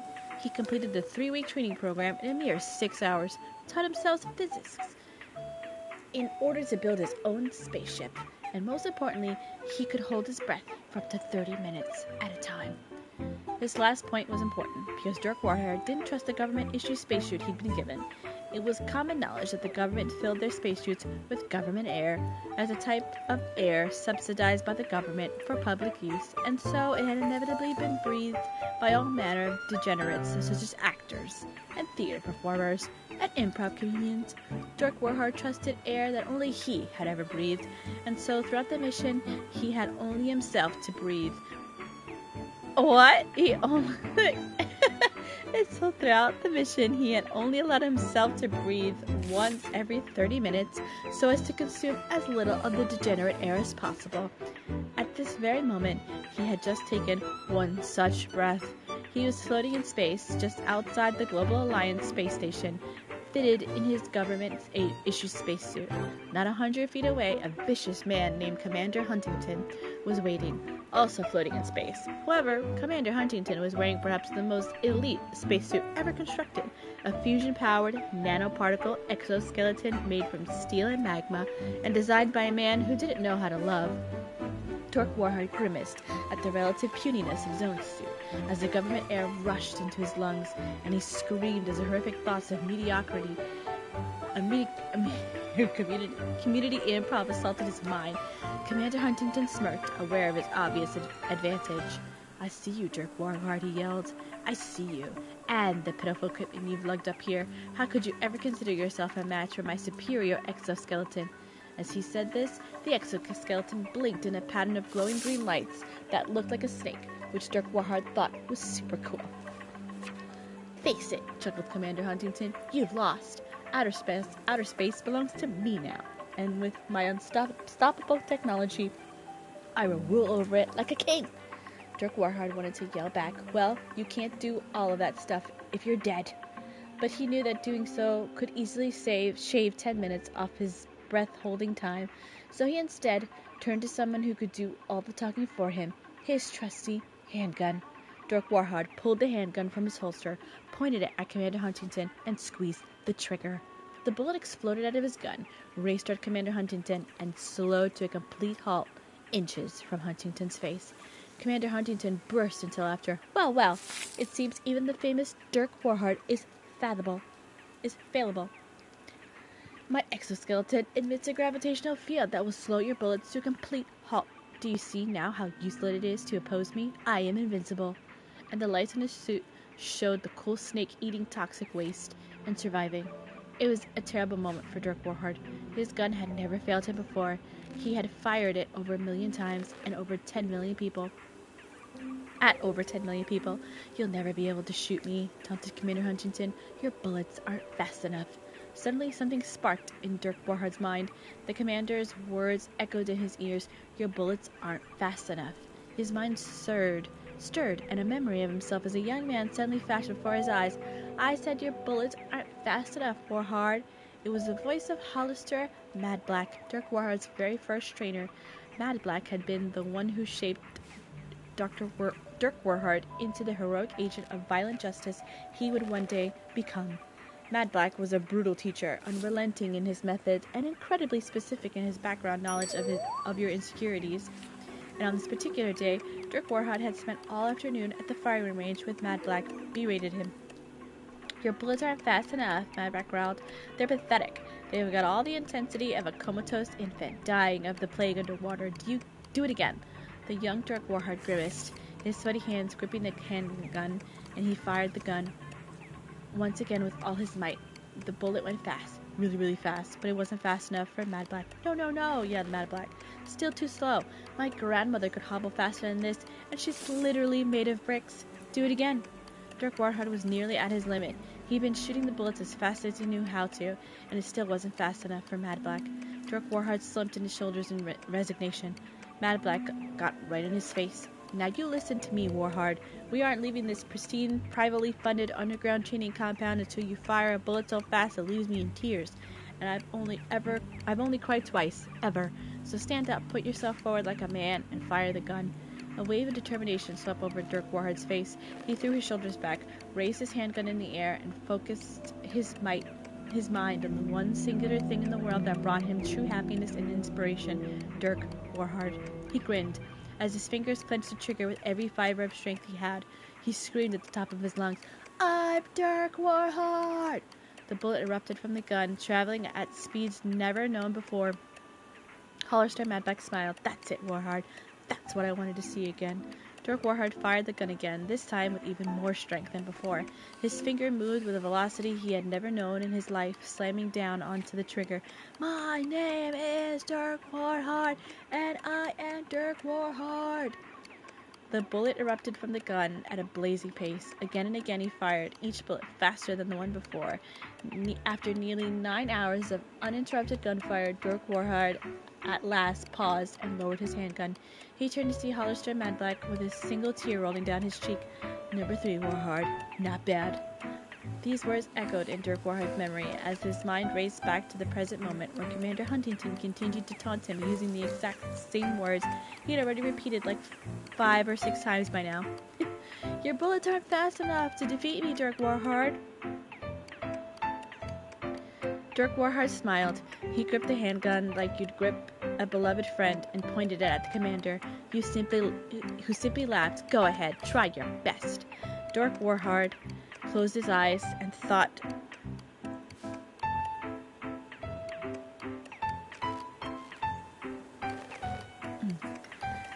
Dirk Warhard closed his eyes and thought deeply about the one thing in the world that he truly loved, the source of all his inspiration, the only man whose air he'd willingly breathe, and the only family member who had never sold his personal information to the country we're at war with, Dirk Warhard. A warmth filled him within, circling his body before traveling downward into his finger.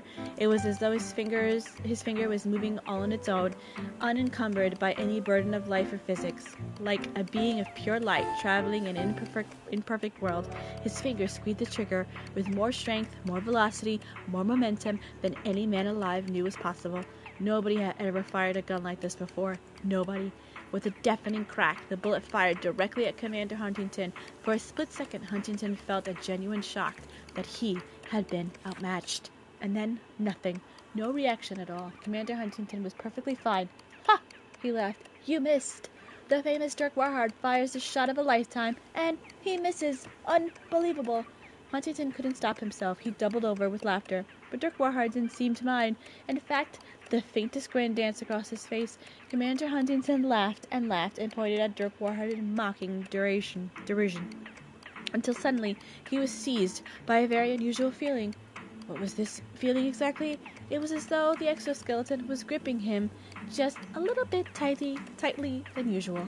In fact, he was starting to feel as though there were no exoskeleton. Not merely that the exoskeleton had been destroyed, but that it had never existed at all.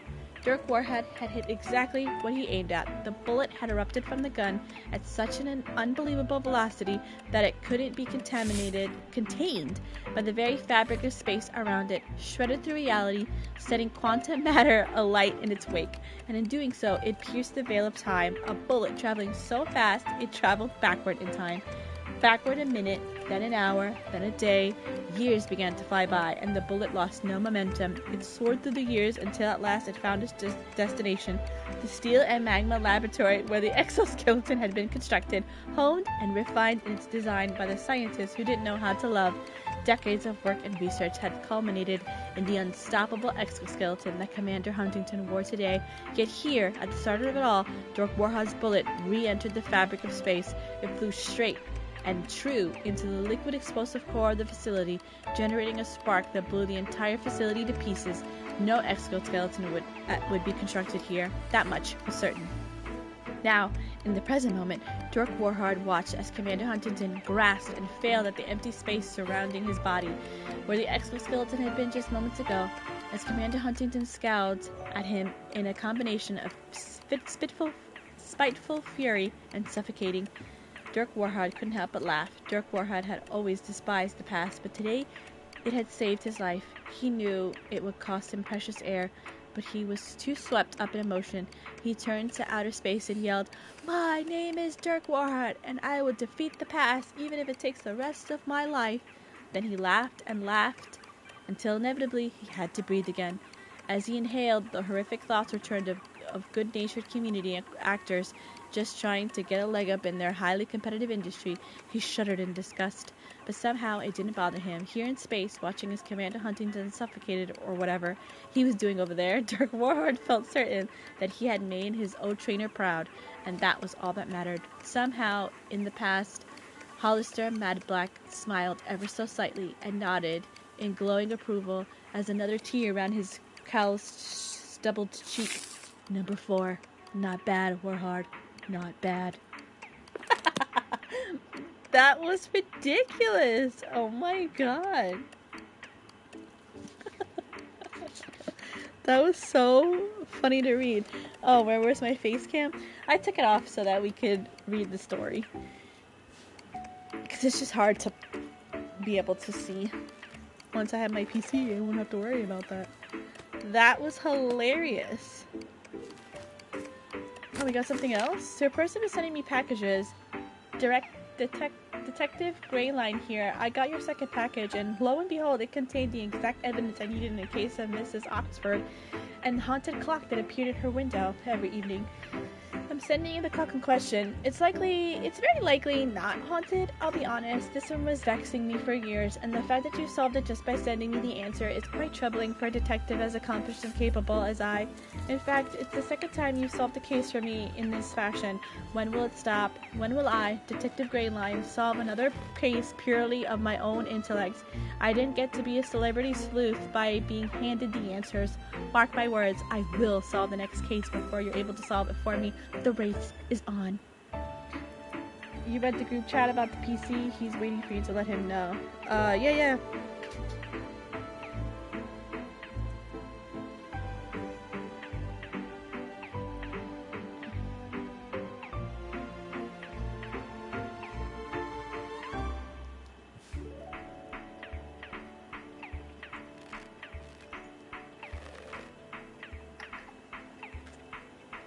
Oh my god, I'm freezing. I think I need a... Oh, here's the clock. Alright, I turned the brightness down. But now I think I turned it way too down. Why do I want to leave the clock? Let's put it there. It kind of sucks that you don't keep your trinkets. I really would have liked to keep my trinkets. Awesome. One more day and it's over. Oh my god. You literally had to see the back and forth that we were doing trying to make this PC work. It was so annoying.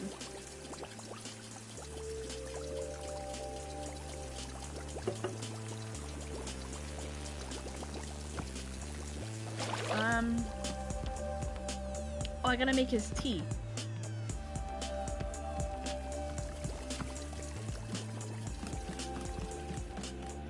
So, ooh. Let's go here.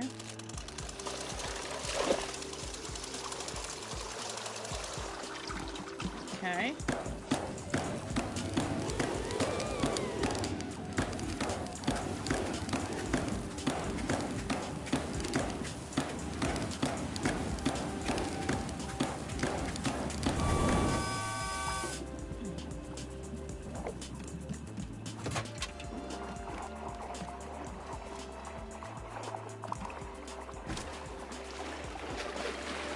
Okay, so he said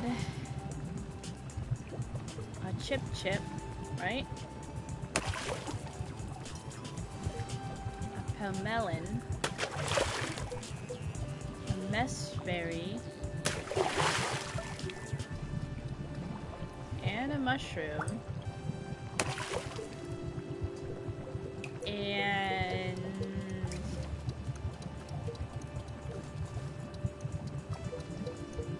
do I not have tea? Oh my god, I don't have tea on me.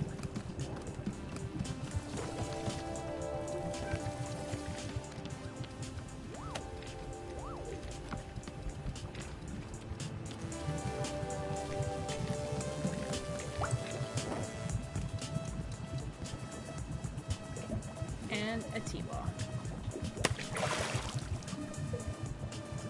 There we go. This looks crazy.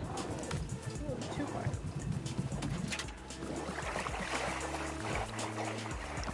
Just got a cup.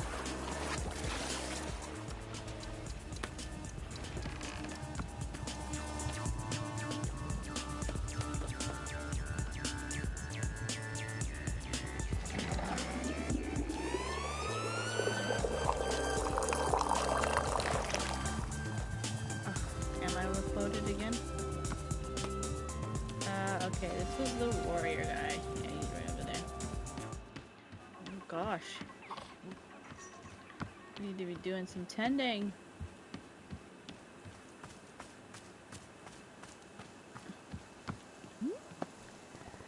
Here it is, silver moonlight tea. Very good. Let's have a taste.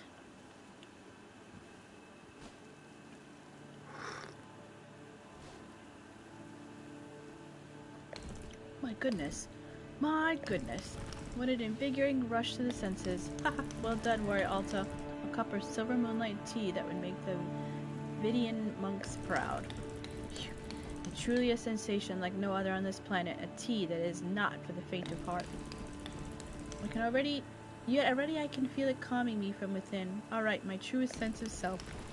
Ah, what a remarkable sensation. I feel alive, truly. Heh, I was not expecting to have this particular drink today. Here's to pleasant surprises. Thank you.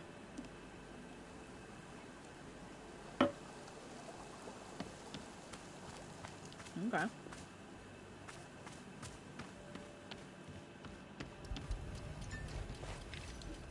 You said tea before. Mm-hmm. This is a tea shop. Do you need something? I'm not feeling very good. For a long time now, a pain in my chest. Something to relieve the pain, perhaps. Is that what you want? Tea to help you with your pain? If you have it. I'll take a look. Something else? My mind, it focuses only on the pain. Can the tea give my mind another thing to think of? Something to think of other than pain. I'll do my best.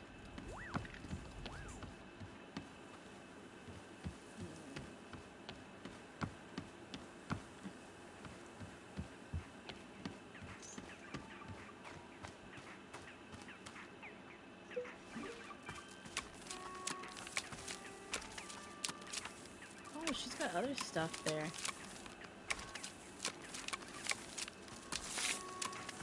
God, it just keeps growing.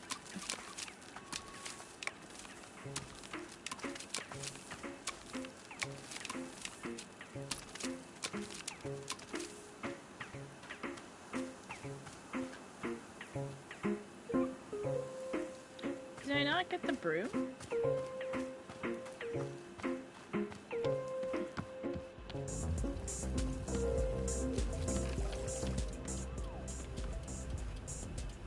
Oh no.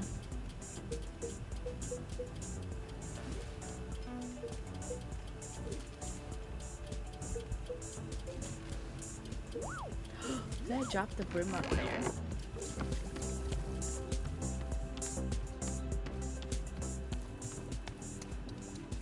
I did.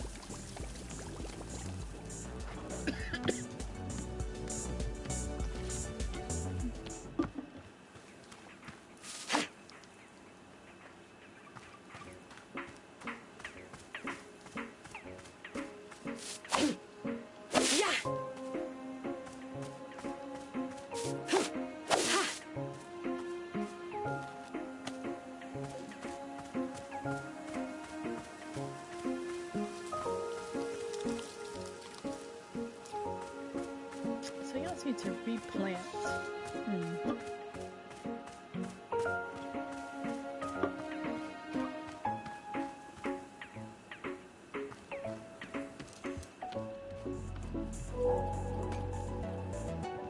Okay.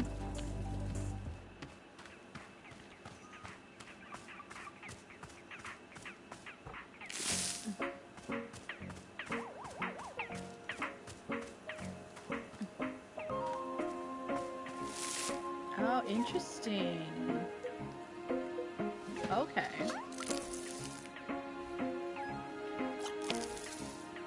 What if if I replot them after...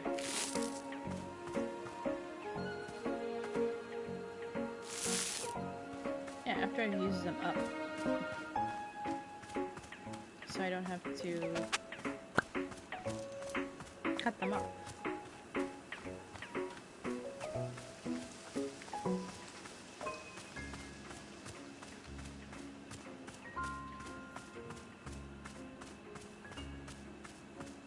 What the heck is this?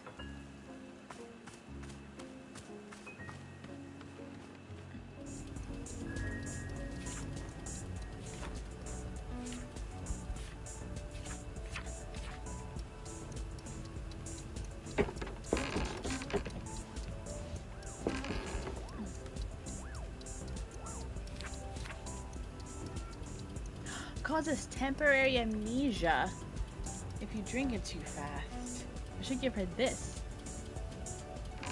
I should give her the Palmillion. That's the one I should give her.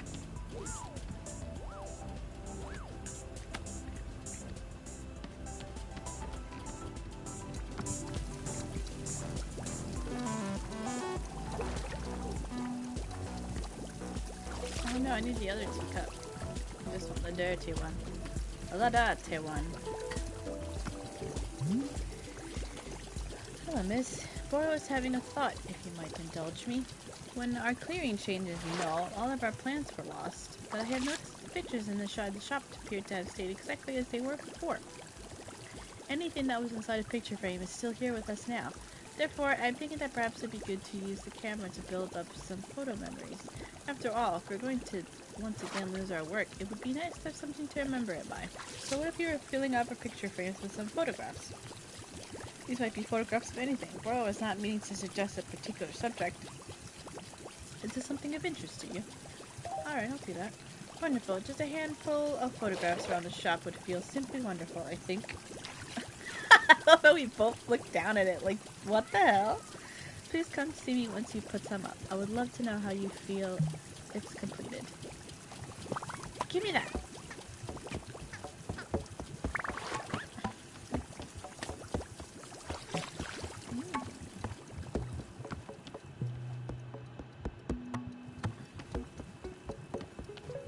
Here's my ladder.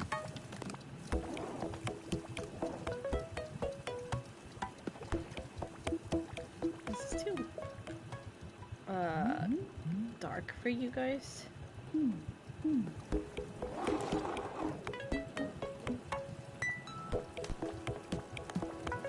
Nice.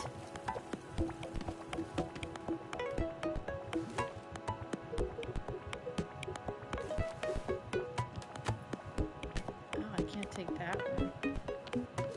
Okay. No, I did have a teacup.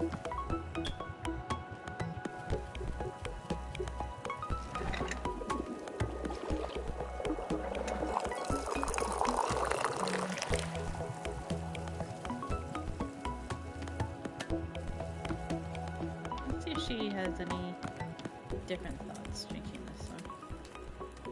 Ooh, that one's pretty. I might do the pot and put the picture there of that if I take it. God, I'm freezing. Oh my god. What the hell is this? My entire face is on fire. It's almost like I'm gonna vomit. Hang on. Hang on. Ooh, I can't think clearly.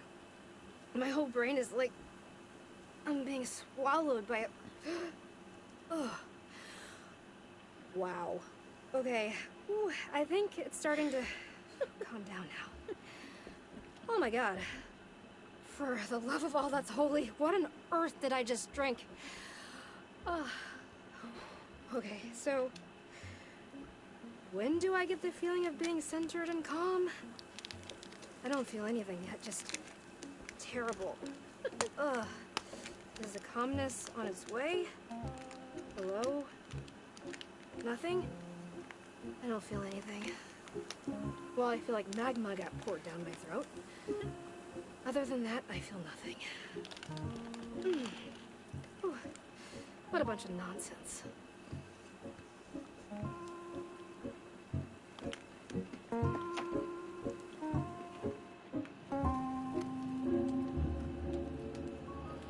Okay.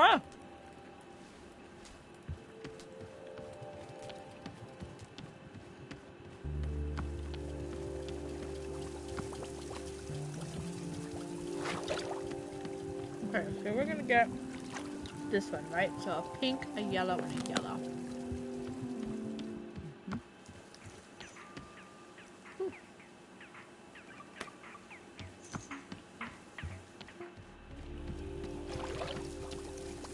These are all the dirty cups. Let's empty this out.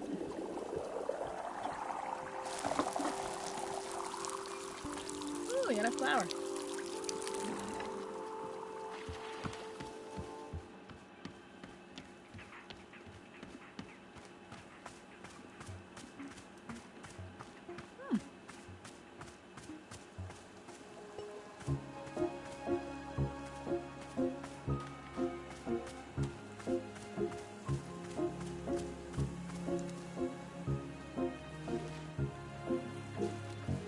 Okay.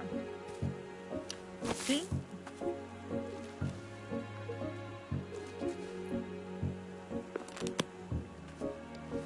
Yellow. Yellow. Yellow. Need to fill her up.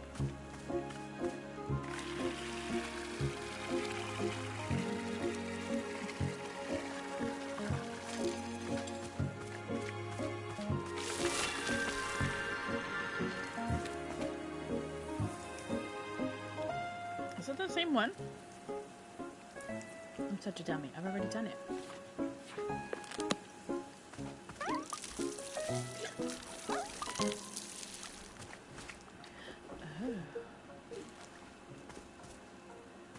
Oh, this one can't come with me, though. I'm such a dummy. I've already done this one. Do I have tea leaves, though? Ooh, I do. Okay. Okay. Okay.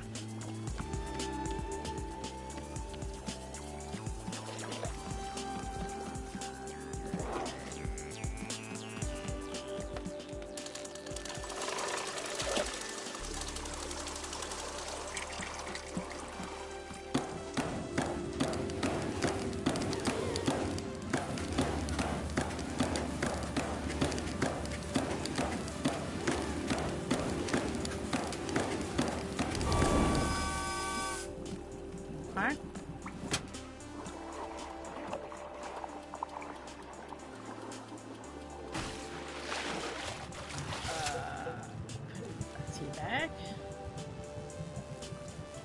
Alright. And then a melon.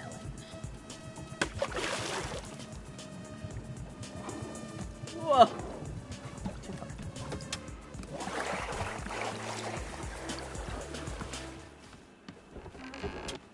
And then we get a nice cup.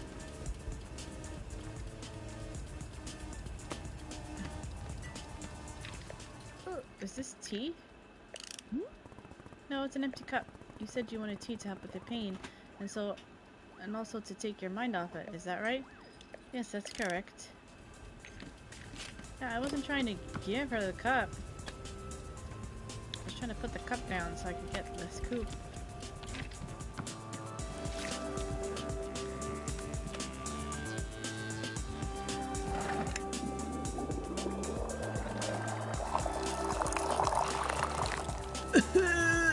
Nice pour.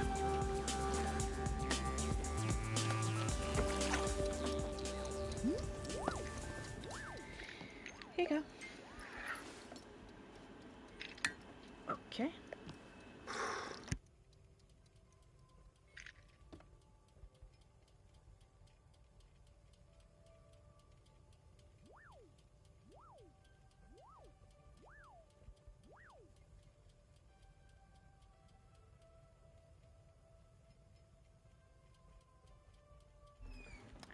Baby's up.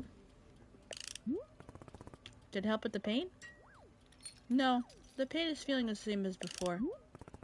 I'll try again. Maybe you have something else that helps with pain. Yes, okay. Really? That didn't do it?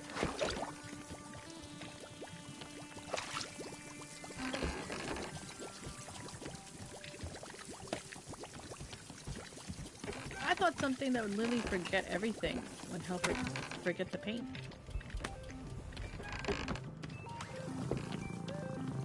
Well, I want to try it.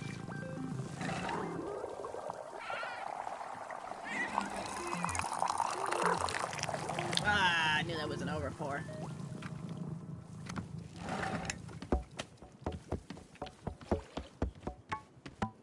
Let's go take a seat right here.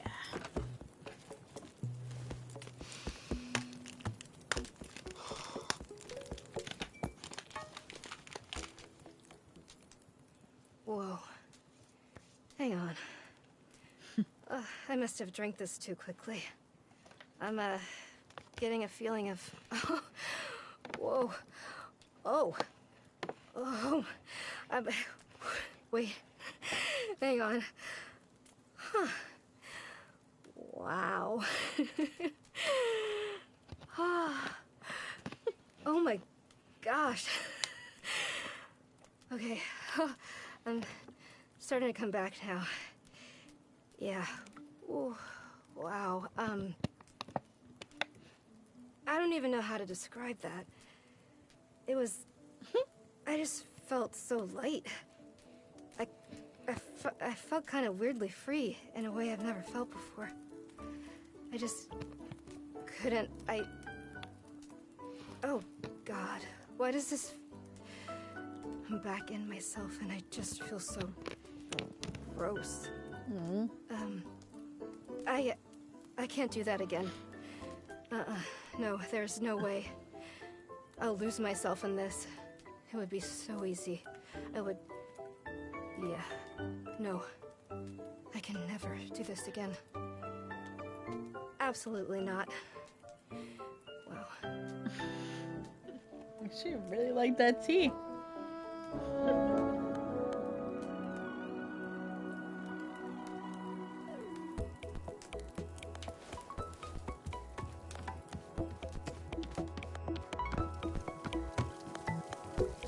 We gotta catch it.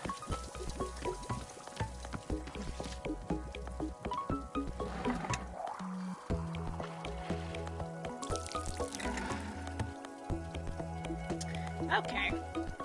What haven't we tried? A puff pod.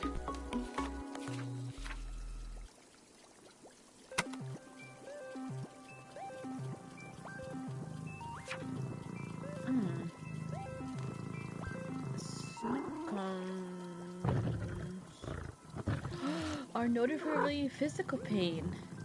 When eaten, tastes like citrus. Oh, this one is the one she needs. I don't know how to do that one though. It's yellow.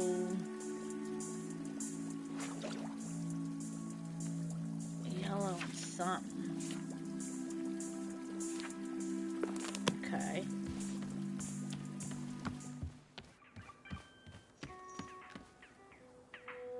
I don't have that many yellow though.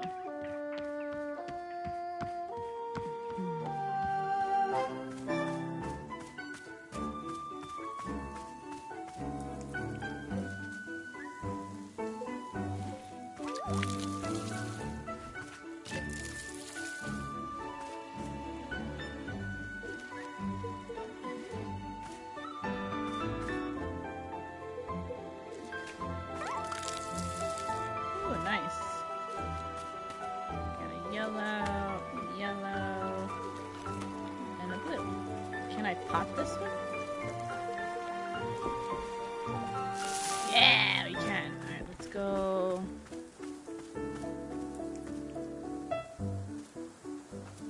Where is this thingy?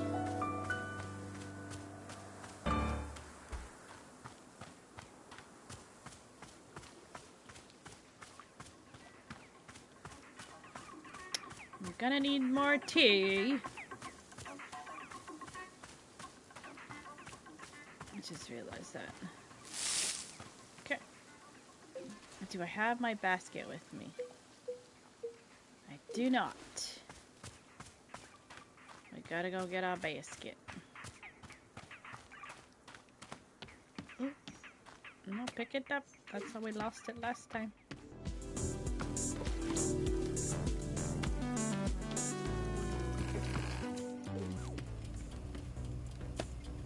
Okay. I want to take a photo of this.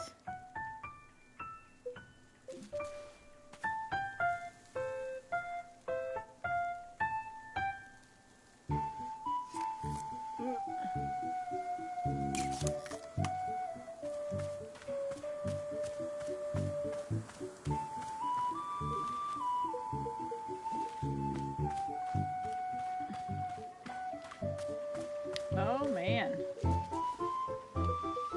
I keep forgetting where everything is. Let's go. Where are we going?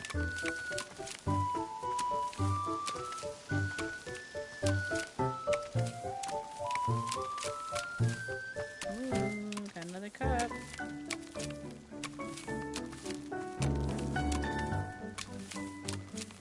Oh, and another seed.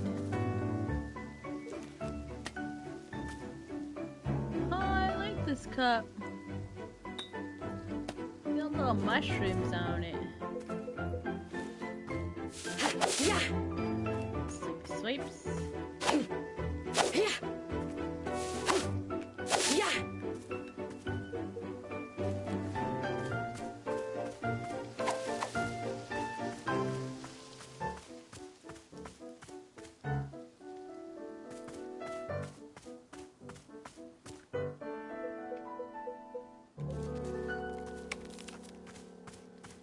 Just cutting up some stuff. Cleaning up our area. That looks like a zebra tree.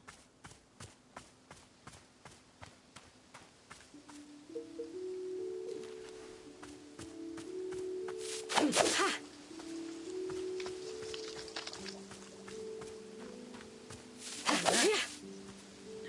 Your cup. I'd love to see it.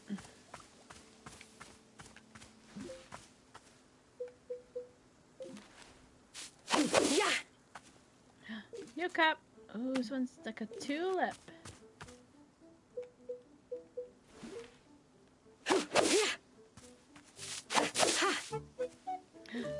Seed. Thank you.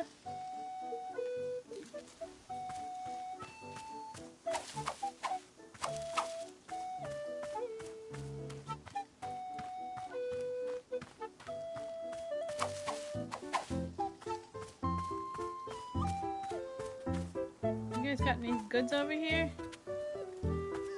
No, you guys haven't snuck anything in, you hooligans? Oh my god. They flew up in the air. Can't trust these guys. They take everything. Music is dope in this game, and this game is free, lol. Not bad. No, this one's not free. I paid money for this.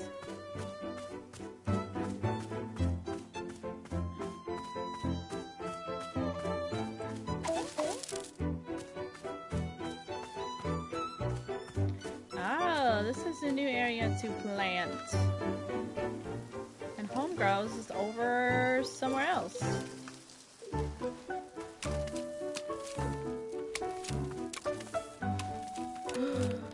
Is this snuggle up?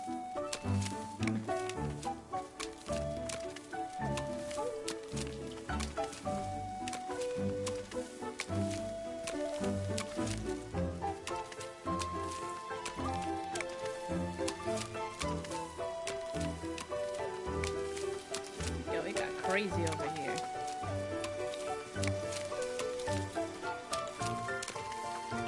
Ooh, another cup.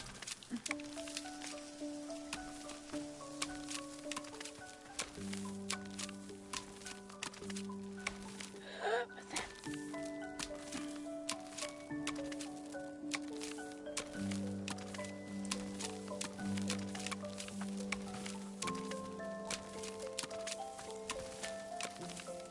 Honestly, what a nice life. Like, to just do this, you know?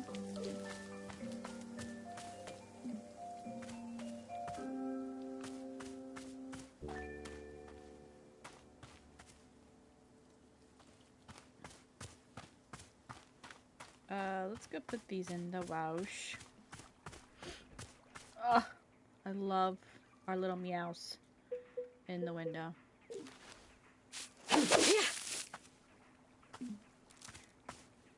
Huh?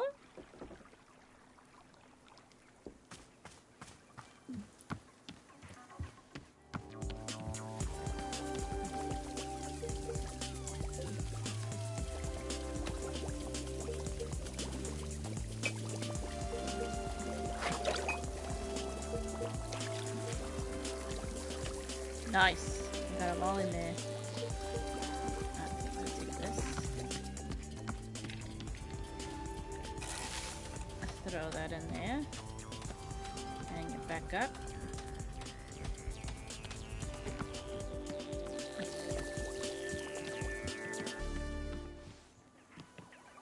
What's he want?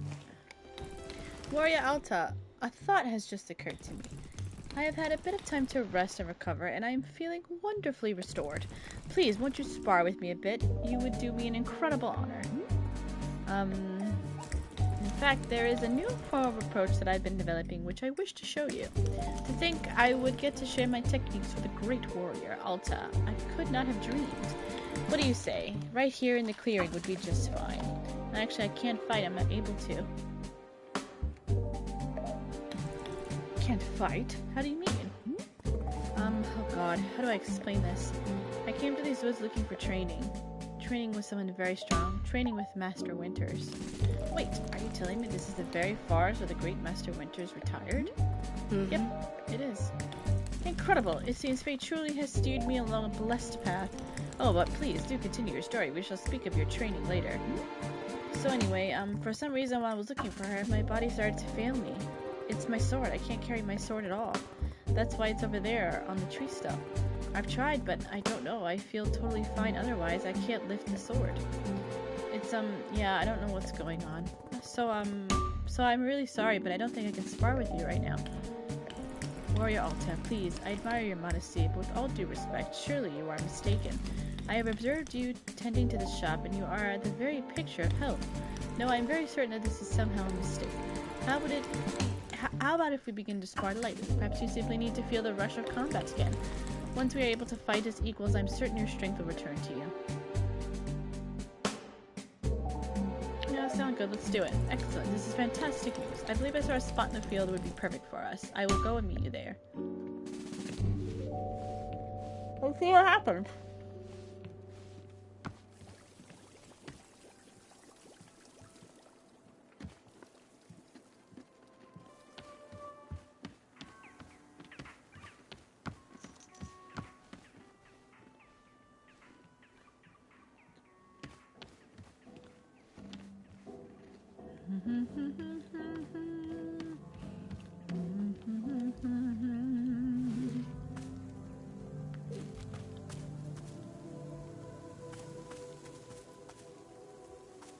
Where are we sparring? Where's he going? Right next to my melon plant? There you are, Alta. Shall we begin? How my body and mind have longed for this. I shall say a brief blessing before we begin. To fight, to bring one's true self to the forefront. Let us meet here as equals, to test and to punish one another. I will bring the best, truest self, as I hope you will too. In this, all things are well. Okay, I'm ready now. How would you like to begin? Shall we warm up with some stance training? Would you prefer to go right into approaches? I shall defer to you. Whoa, Warrior Alta, are you okay? Yeah, I just,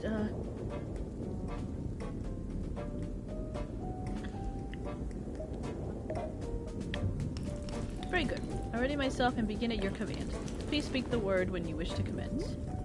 Yeah, okay. Is everything okay? Oh, look at the screen. It's getting all weird and wonky.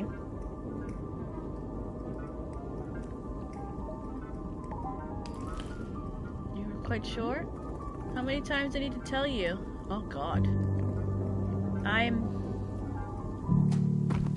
Jesus Christ.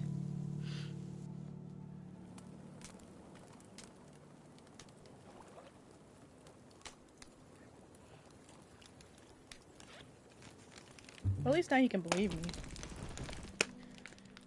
Warrior Alta, I am very glad to see you are coming to. Ow. Please, do not worry. You were only unconscious very briefly. Are you feeling okay?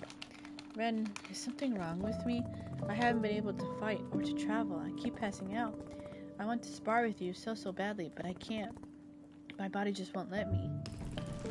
But what is the reason for this, my lady? What caused it to happen?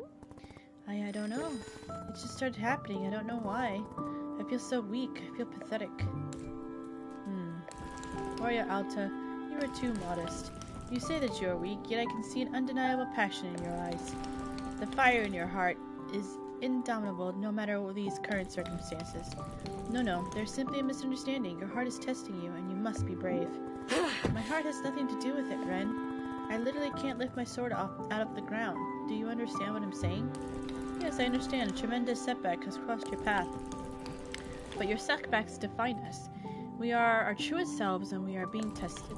This is a test of your determination, of your will. You must not give up, no matter the cost. Please do not give up on the warrior spirit. But I've already tried so many times. Is it possible I'll seriously hurt myself if I keep going? Ren, what if I'll never be able to fight again? Never be able to fight again? Warrior Alta, this is absurd. No person I have ever known is as fit to be a fighter as you. It is in your blood. If you succumb to such unfounded fears, it would be a great disservice to yourself and to the world. No. Please cast these thoughts from your mind. Send them as far away as possible. But then I need to figure out what's wrong with me first. I'm in no condition for combat right now. Warrior Alta, you and I are as brethren to one another. We are in this together. I promise I will fight by your side until we have cured whatever ails you. Allow me to mediate on this. I will come back to you when I have a proposal. Thanks.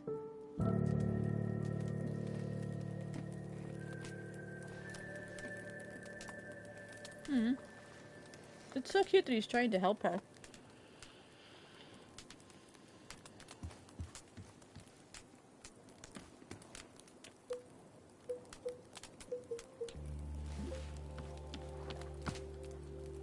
I was about to be like, where's the library?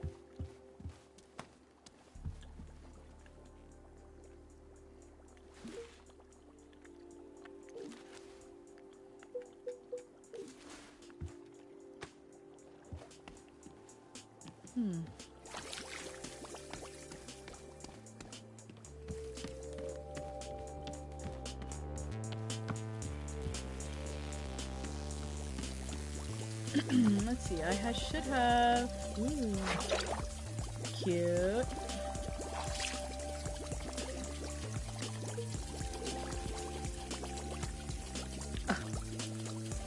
Adorable. Okay.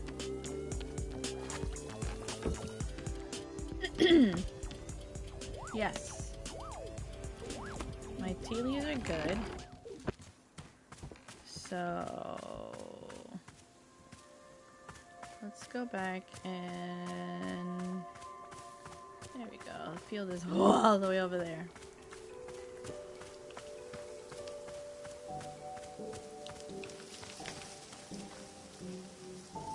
Okay, so it's yellow something.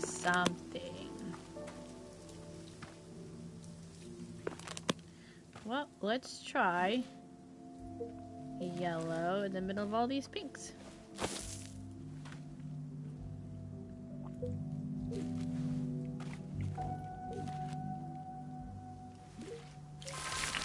Wow!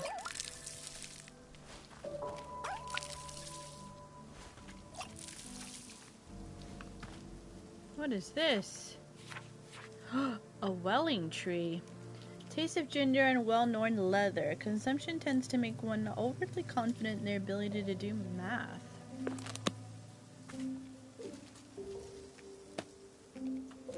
Okay. It wasn't this one. So, let's do... Okay, let's do a yellow. Alright.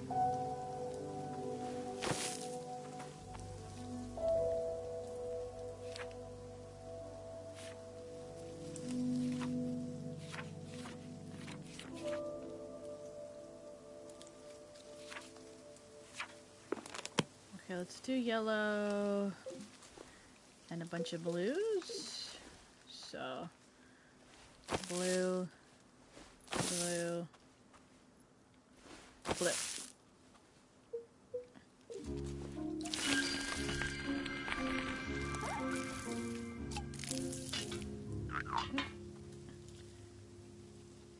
We are out of water.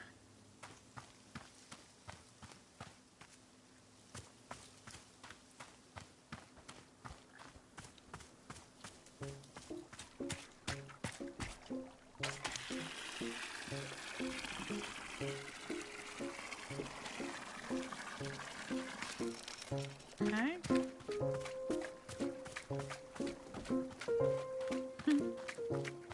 Look at my creations. It's pretty, isn't it? Tell them, is there something I'd be assisting you with? You wanted me to put up some photos? Yes, if you wish, if you use the photo camera, you can make some lovely memories. Why not take some photos and hang them up around the shop? I feel like that would be nice. When you put up a few more photos, please do come to see me. Well, I took a photo, and it didn't let me do anything with it.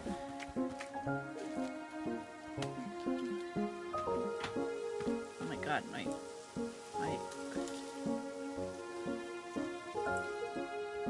Oh, did I try yellow, yellow, yellows? This might be it. Might be the one. Yellow, yellow, yellow.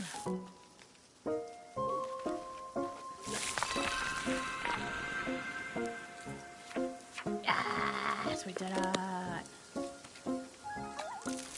Okay.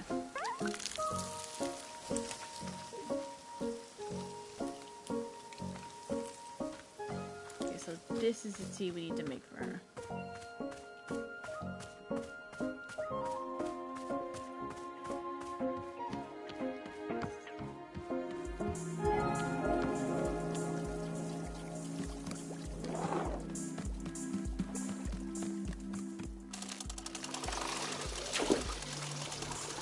Is he okay?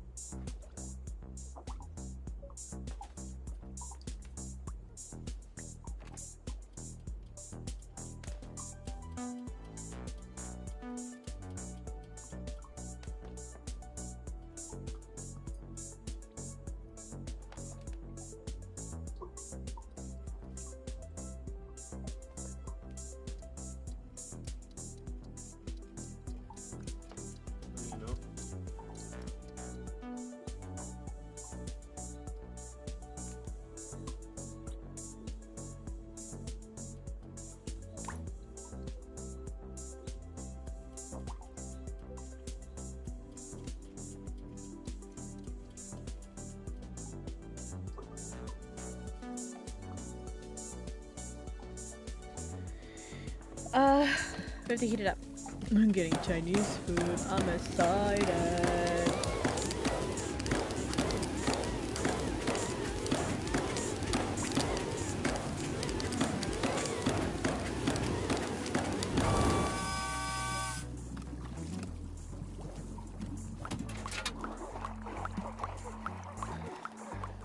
If I can, you can. Are you still here? George? Are you still here? Okay, so T-ball and this one. Snook scones.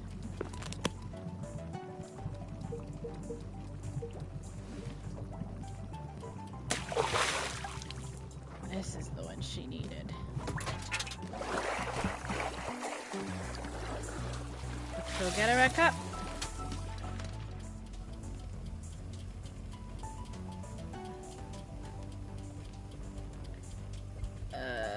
Okay.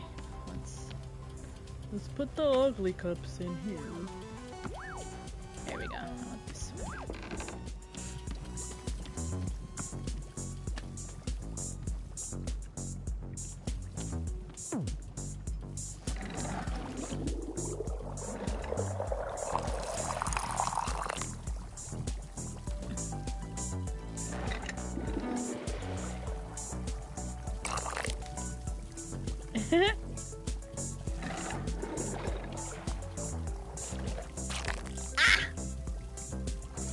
There we go. Okay, let's give this to her. Here you go. Okay. This should be the one, guys. Should be it. Did it help with the pain? Yes. There is a calming in my chest. The pain is quieting. Not gone. Never fully gone. Just a little quieter. Yes, this is good. Thank you. What about taking your mind off the pain? No, the thoughts are same as before, but it's okay. Simply for the pain to be less. This is good. I'm grateful. Thank you. This is good. I'm glad to have it. This cup of tea. I must do something in exchange. I will make you something as a gift for the tea. A wind chime, yes. I will build a wind chime for your shop. Is this acceptable? Yeah. Okay. We'll take a moment. I will return. Okay. I'm gonna try this tea now.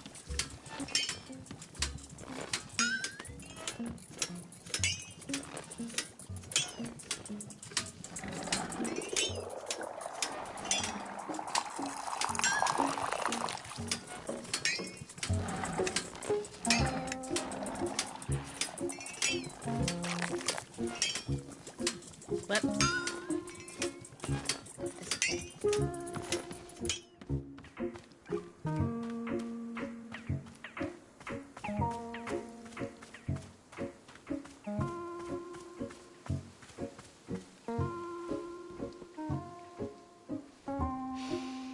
We'll sit and have our tea.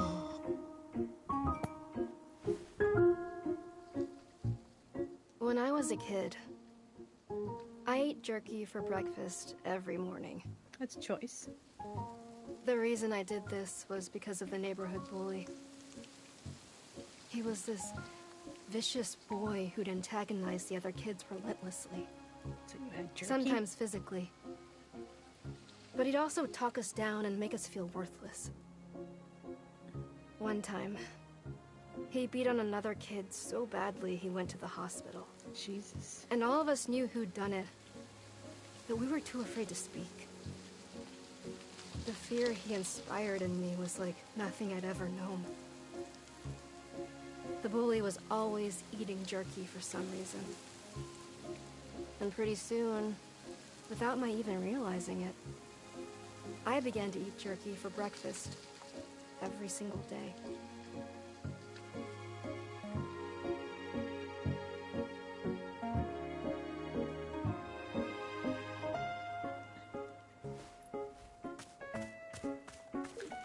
The tale of jerky. Yeah!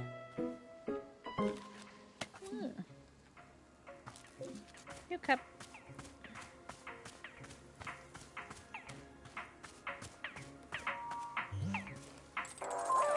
Here comes the sucker now.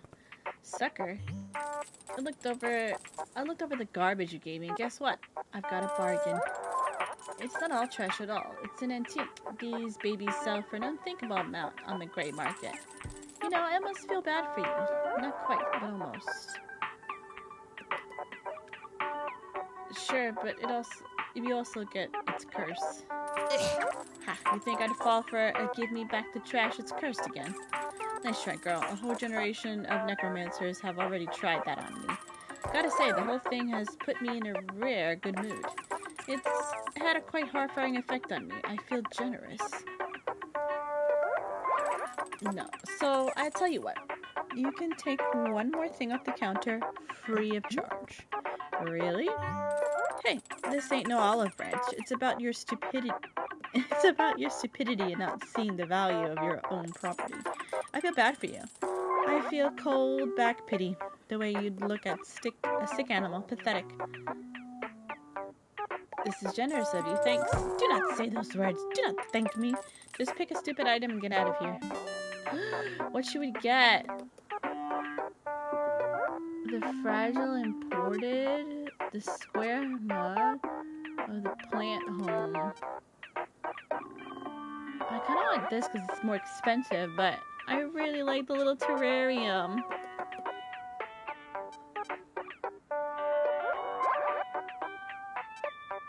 Look at this.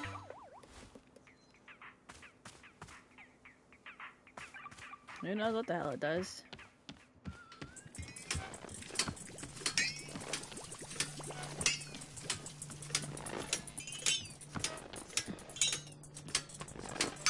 But it's found its home here.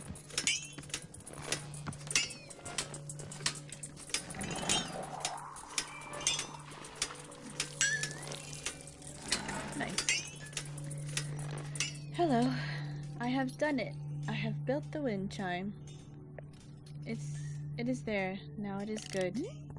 Oh, thanks. Yes. Where'd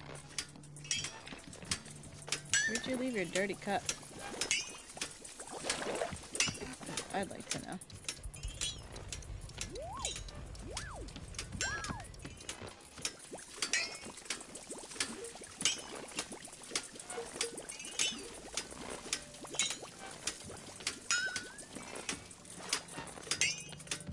Laura, where'd she leave her dirty cup?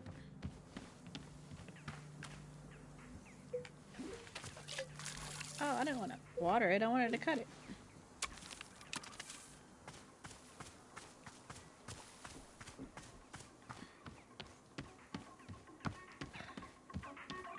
There it is. What does he want?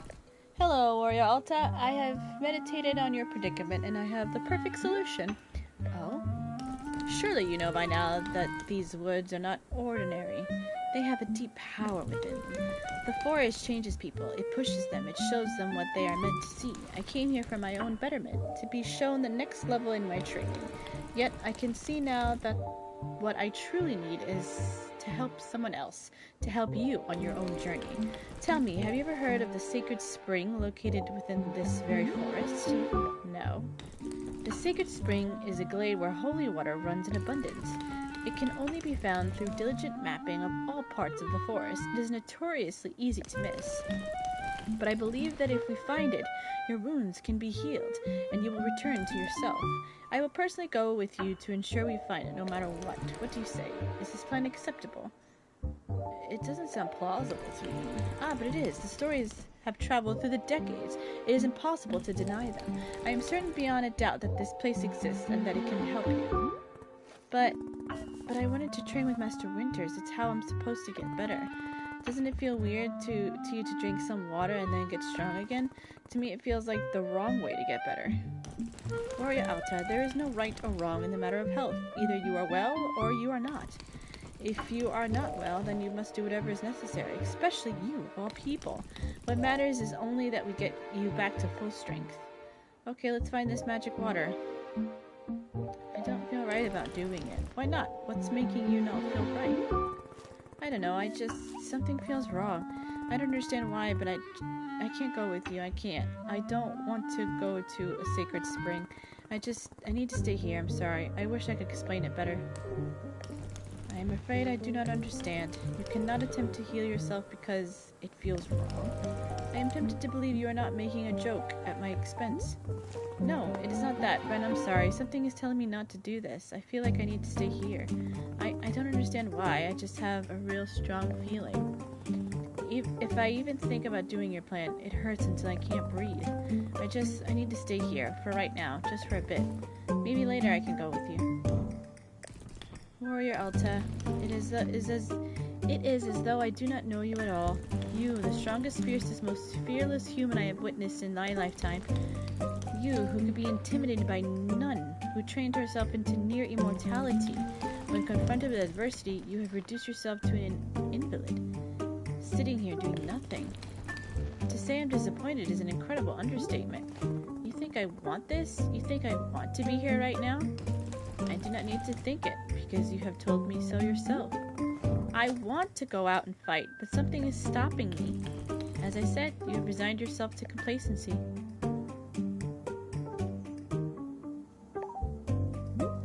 Please, I need you to understand I'm trying my hardest. I'm trying. Gloria Alta, I do not believe that you are, and I'm sorry if this sounds incompassionate, but I feel it is my responsibility to tell you. I have a responsibility as warrior to speak what is true and honest. I can only tell you that this person in front of me is not the Alta I grew up to admire. The person she was she was unwavering in her conviction. I hope to meet her one day. I will be leaving now. Take care.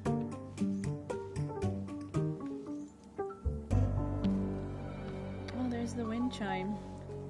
Like, I get it. I understand him. Like, sometimes you just need a break, ski. Okay. Let us... So we did that one. The wailing fruit. We didn't try this one yet. Do we have... Oh, we do have one more. Okay. Let's try it then.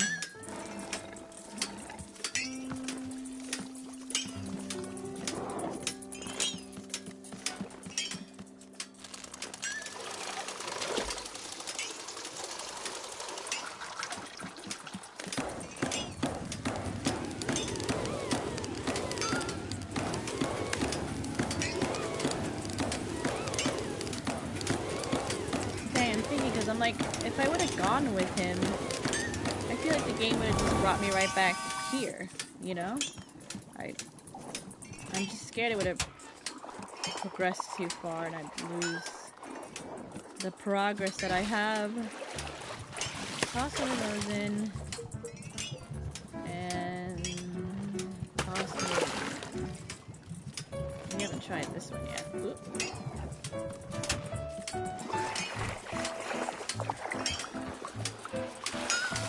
Get ourselves a cup.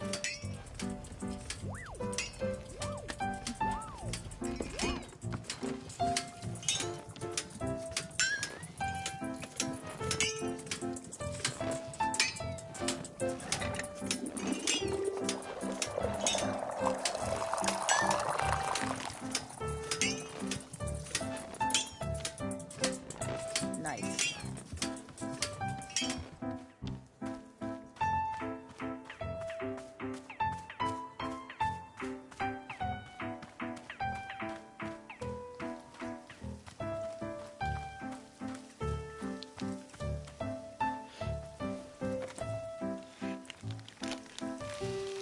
Let's sit up top here and sippy sip our tea. I wish I had tea. Again, I missed the opportunity to make myself tea. Does this taste like leather? I guess I don't know what leather tastes like. You know, leather working was the one single thing my dad was good at. He'd always make people gifts on their birthday. Things like shoes or a handbag or whatever. That's nice. But it was always a hobby for him. He refused to do it professionally, you know, to take it seriously. And that killed me. Because, come on, this is something you're good at. Or you could be good at, really good. So it was such a waste in my mind. I told him that. Told him it was a waste. My God. And I remember, God, the look he gave me when I said that, of like it said the most demeaning thing to him. I'd never seen him get mad like that before. Yeah, what the hell? I wish he'd been like that more often. Mad. Why?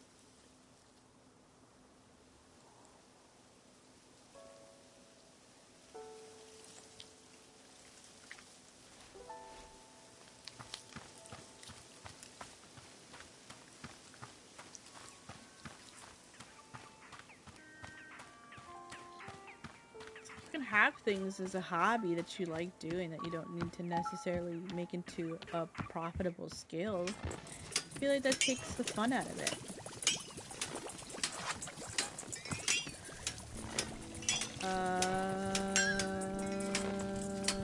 There we go.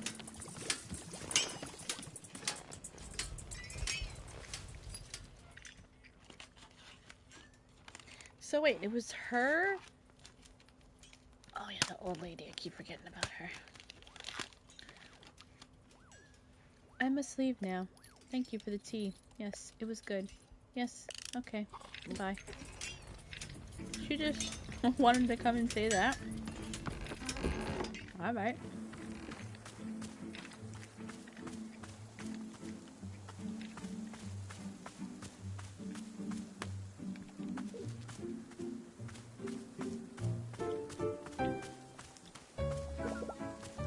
Y'all got any parcels around here?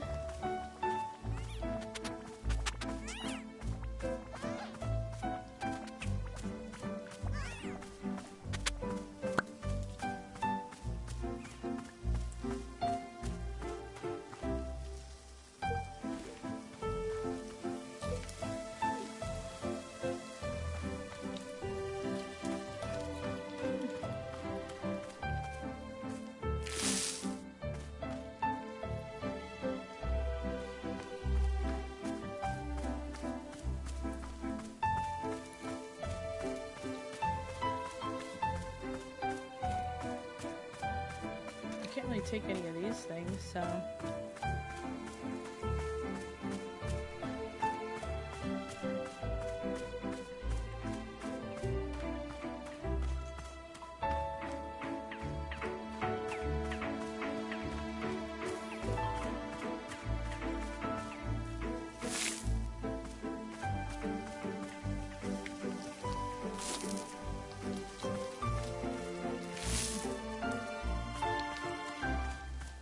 I didn't realize you could take the thorns. That's crazy.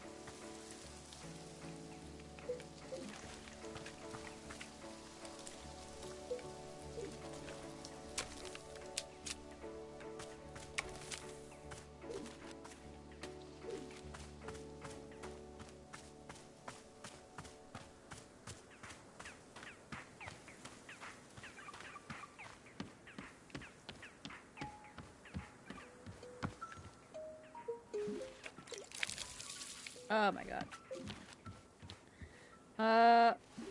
What's another one I haven't made yet? Bitter bite berry. Wait. Oh, I have it.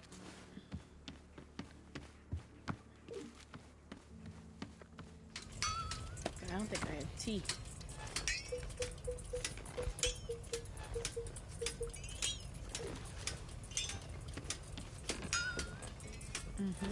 No tea.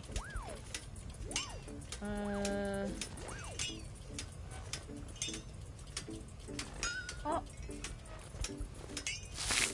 You can plant the mushrooms?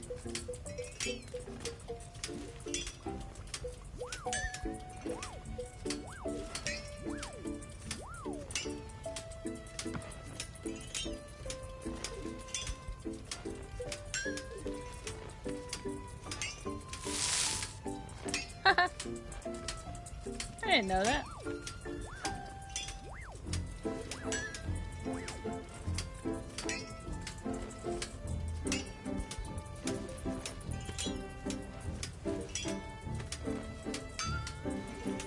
Yeah, put the melon there, so I have some. I have to take this. I have my basket. Let's go get tea.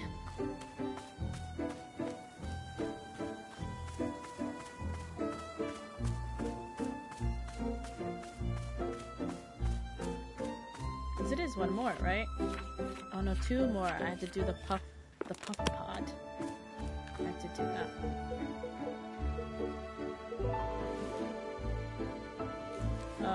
Where's my basket?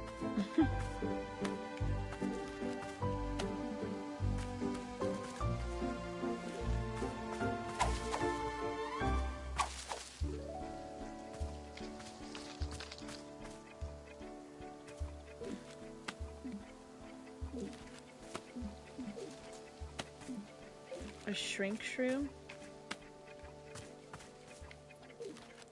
Can you try these?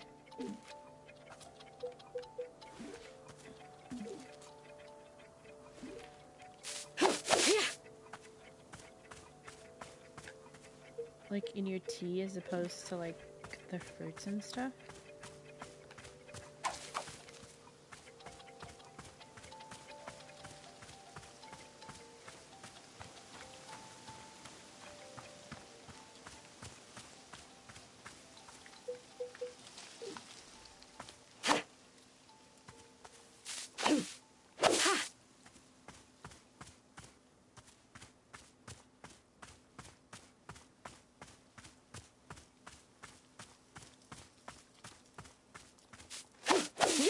So calming out here. What's that? Ooh, another trinket. A burb. A little burb. Burby burb.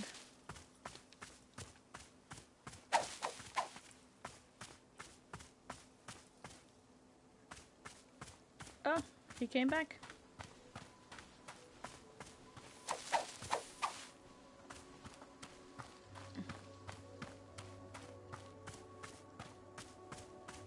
I honestly didn't think you were gonna come back.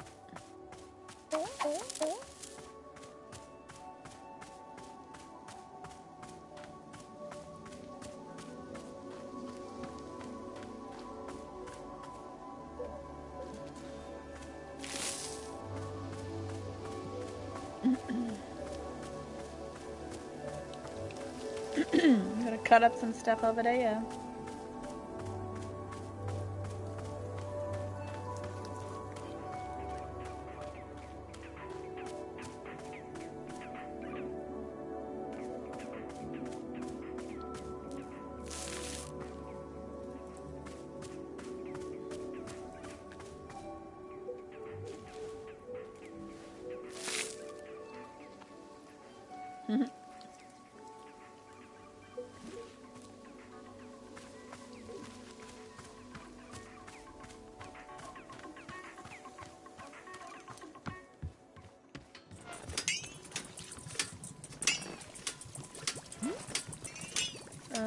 Did you see that guy in the mask, Ren? Yes, of course. Bro noticed the TV preparing to do combat of some kind. Has something happened? He, wasn't the person he wanted me to be. I see. Are you the person you want you to be?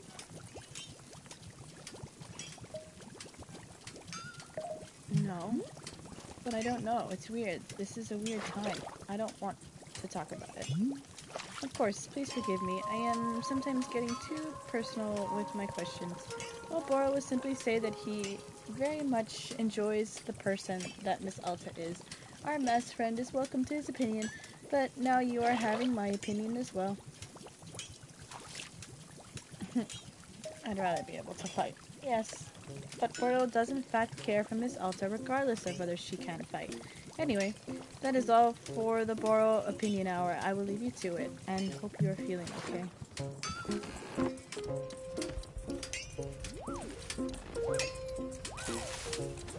Okay.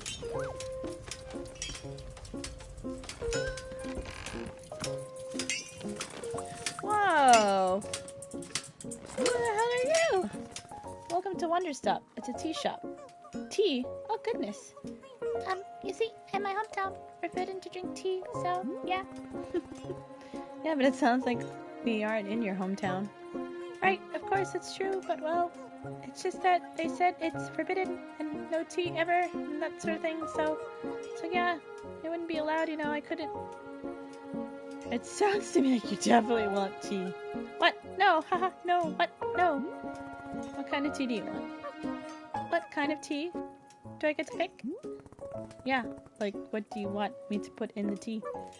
I guess maybe, gosh, how about books? Books. Is that not something people put into tea? Did I do it wrong? It's just that most people ask for tea with fruit or leaves in it. Oh no, I was way off. Oh gosh, books? What was I thinking? No, let's try it. I want to know what book tea is like. Really? Okay, well, then, I suppose. Book tea. Coming up.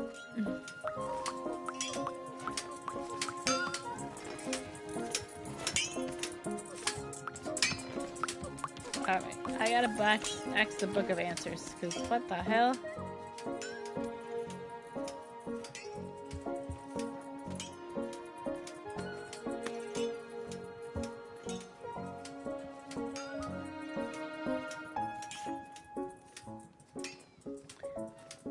Toss a book into the infused water. You can use any book, even this one. No heat or T-ball is required. There are 10 pots hanging by the ropes from the trestles outside the clearing. Fill each of them with a plant. Any plant is fine. You can use seeds to plant directly into the pots or use the handheld pots to move any pre-existing plant over. Take photos using the handheld camera on the table next to the radio. Photos will pop directly out of the camera and into the ground in front of you. Interact with the frame on the wall. Oh, what the hell? Let's do the economics one. Me liking the sound of that. Oh, look who's... Oh my god, where is your arm? Hello? Oh my gosh, Ren, your arm. What happened to it? It was... I was caught off guard.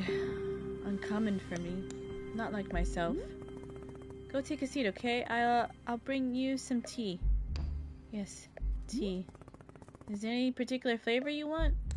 No. Holy shiitake mushrooms. He lost his whole arm.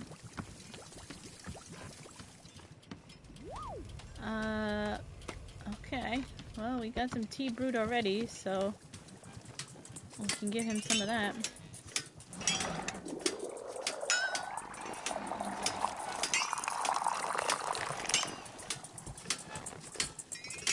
Oof, and a perfect pour. This is a good tea run. This is a good one. Where'd he go?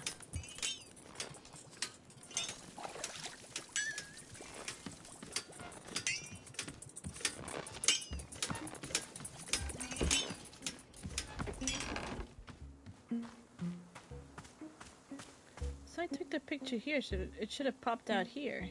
I'll have to try it again when these bozos are in front of it. Here you go. I know tea won't really help much, but hopefully it feels good to drink. Now that I am looking at it, I do not feel very thirsty. Do you need help with the wound? Does it need to be looked at? I have cauterized it, as per my training. It should be free of infection. The pain, I can handle. What happened? I do not wish to talk about it. Are you feeling okay? I am feeling not entirely well. My arm... This is only a setback. Yes, I am being tested. I am called to action. As always, the universe presents me with its challenge. I rise to meet it, or I do not. And to this challenge, I rise. I will recover from this and become twice the fighter I was. Twice the... I've become incredibly dizzy. You should probably rest. Yes, I will do that. Warrior Alta. Yes? Would you permit me to give you something? A decoration for your shop. What decoration? Don't tell me it's your arm. I was about to be like, dude, I don't want your arm. My mask. It would have a good home here. Why do you want to give me your mask? Isn't it special for you? Yes, that is why I wish to give it to you. My mask is an extension of my warrior spirit. It speaks to the virtue of persistence. When I wear it, I feel emboldened. I felt as though I should leave it with you. Alright, I'll take it. You can be so rude, like he's literally giving you something that's so important to him and be like, nah, you know what? I don't want it. Good. I will place it by your sword. That way you can be reminded always of the warrior spirit that is still in you, waiting to re-emerge.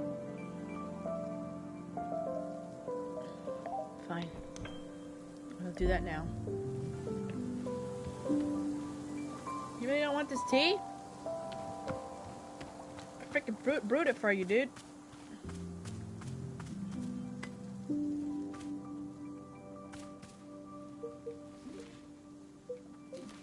Alright, well, let's take this photo again.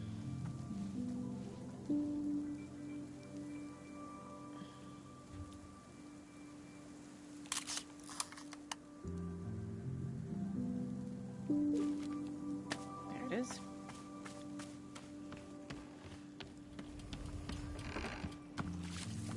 And let's put this one upstairs. In here.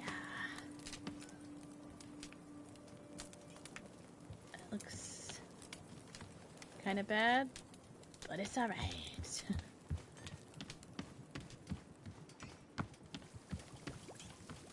Alright, let's empty this one out. And literally we're just putting tea. We're just putting a book in tea and water.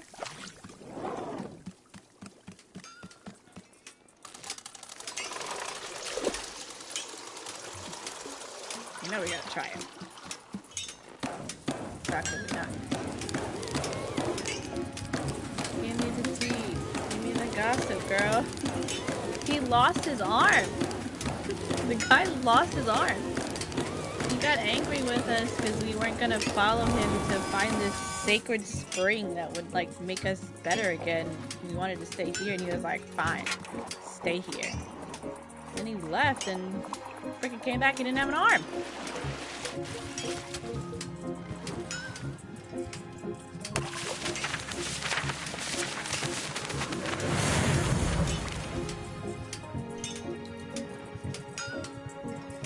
Not lie. If I could have book tea, I'd have book tea. I really would.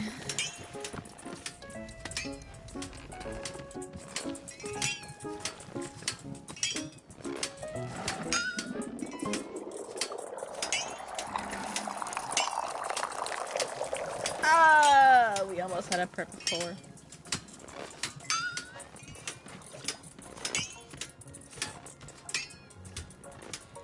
There she is. Here you go, book tea. Okay.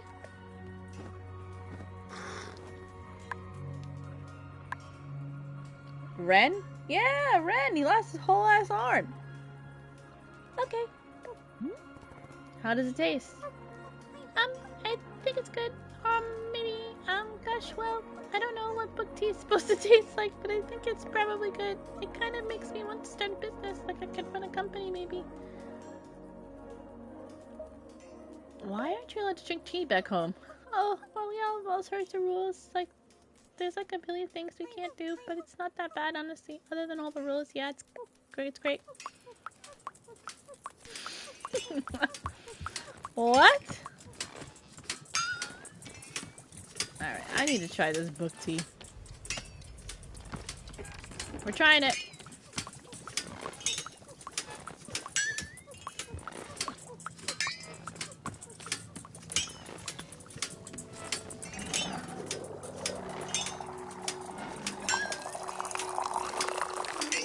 Oh, we almost had a perfect pour.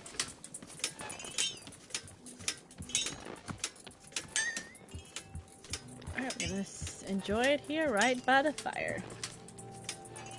Probably gonna taste like garbage.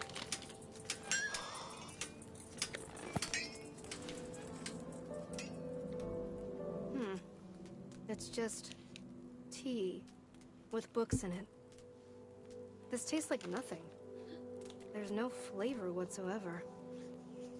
Yeah, definitely not a secret recipe. That customer has just never had tea before. Makes sense.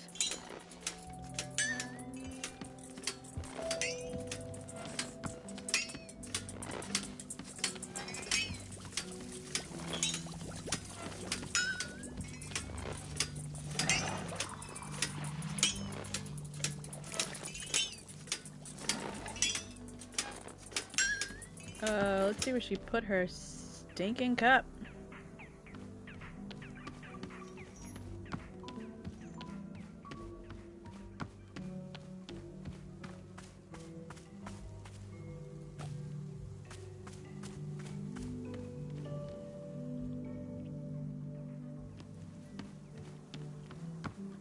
Maybe we were supposed to follow him to where our...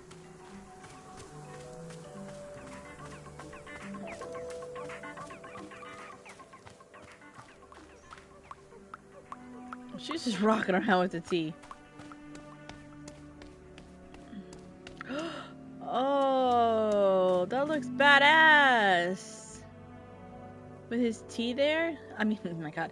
With his mask there? That's so cool. Next to my sword. That's badass. I don't know what to do with this teacup now.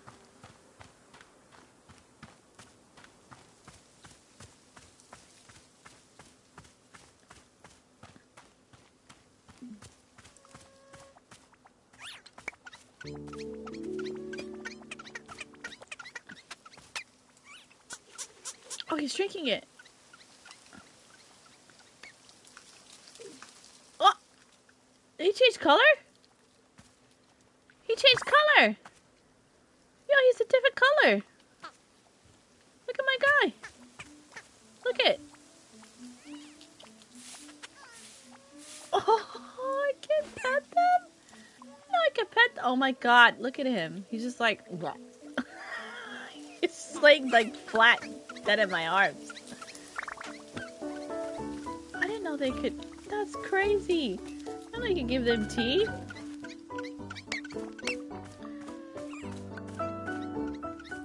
He completely changed color. That's hilarious. I didn't know you could do that. What was I doing? Oh, I have a picture in my inventory. Oh, this is the first photo I took. See, I knew I took this dang photo.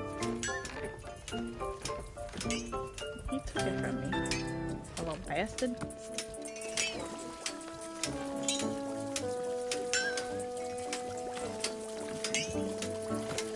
Oh, she put her dirty cup away. How nice of her. Okay, what was I doing? He doesn't need anything. Oh, there's Ren. He doesn't have a thingy anymore.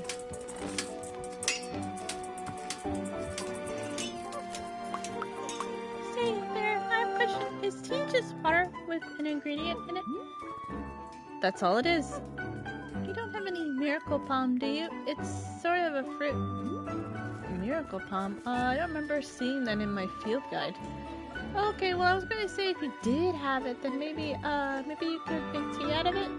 But it's totally fine if you don't have any. I'm actually not sure. Let me check with Boro.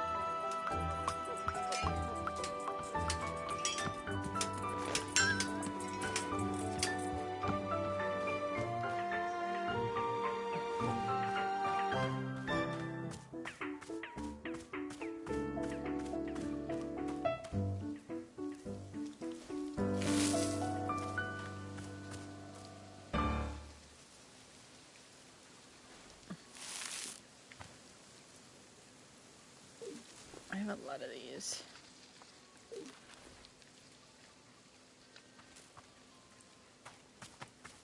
Oh no, give it back.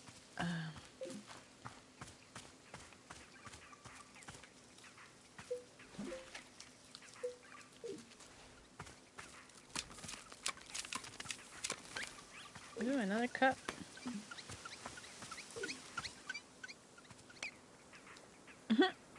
Are you like my friend now? Are you following me?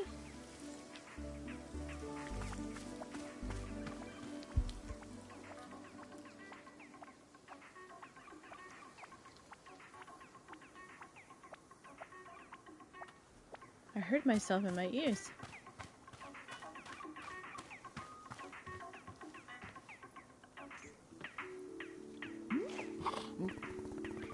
Hey, a customer over here mentioned a fruit I'd never heard of. Miracle palm?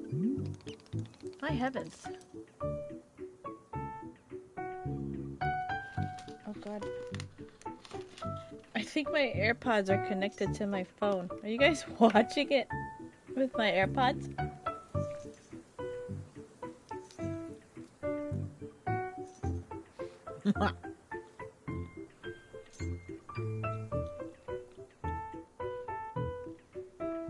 High heavens, Burrow has not received a request from Miracle Palm in many ages.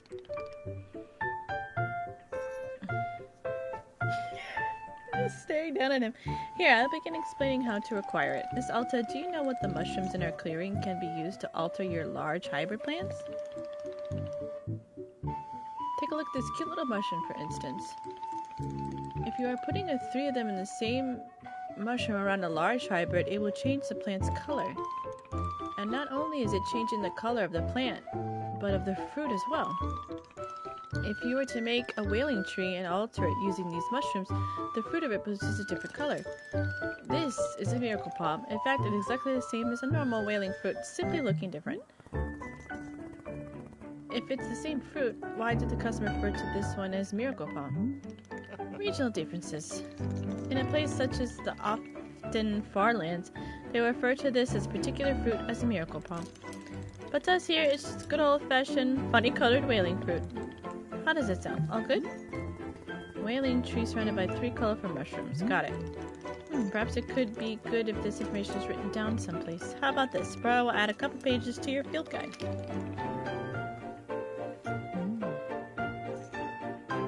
There you see, each mushroom is having a different effect.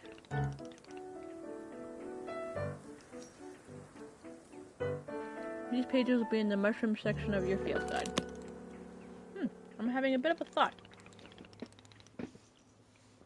Our friend is from the Often Farlands, yes, the birthplace of rules and order. They are quite famous for their many restrictions there, very much as being off limits. I'm guessing that our friend has never had the opportunity to try out some more colorful foods.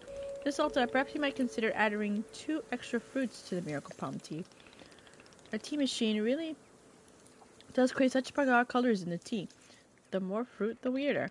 Of course, this is not a requirement for Miracle Palm tea at all. It might simply be a fun surprise for our guest. Okay, I've talked your ear off quite enough. Take care, miss.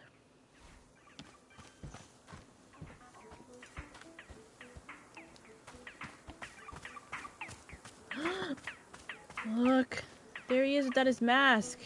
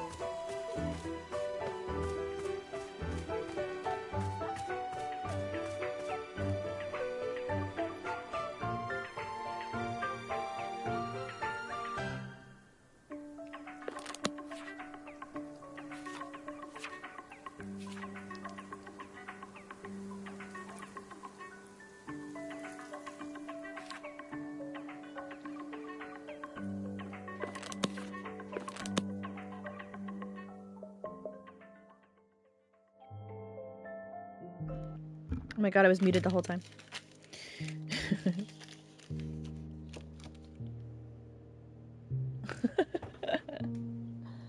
Alright, this was fun. Hope you guys enjoyed watching. If you did, don't forget to give it a little thumbs up, a like, and I'll see you guys in the next one. Bye!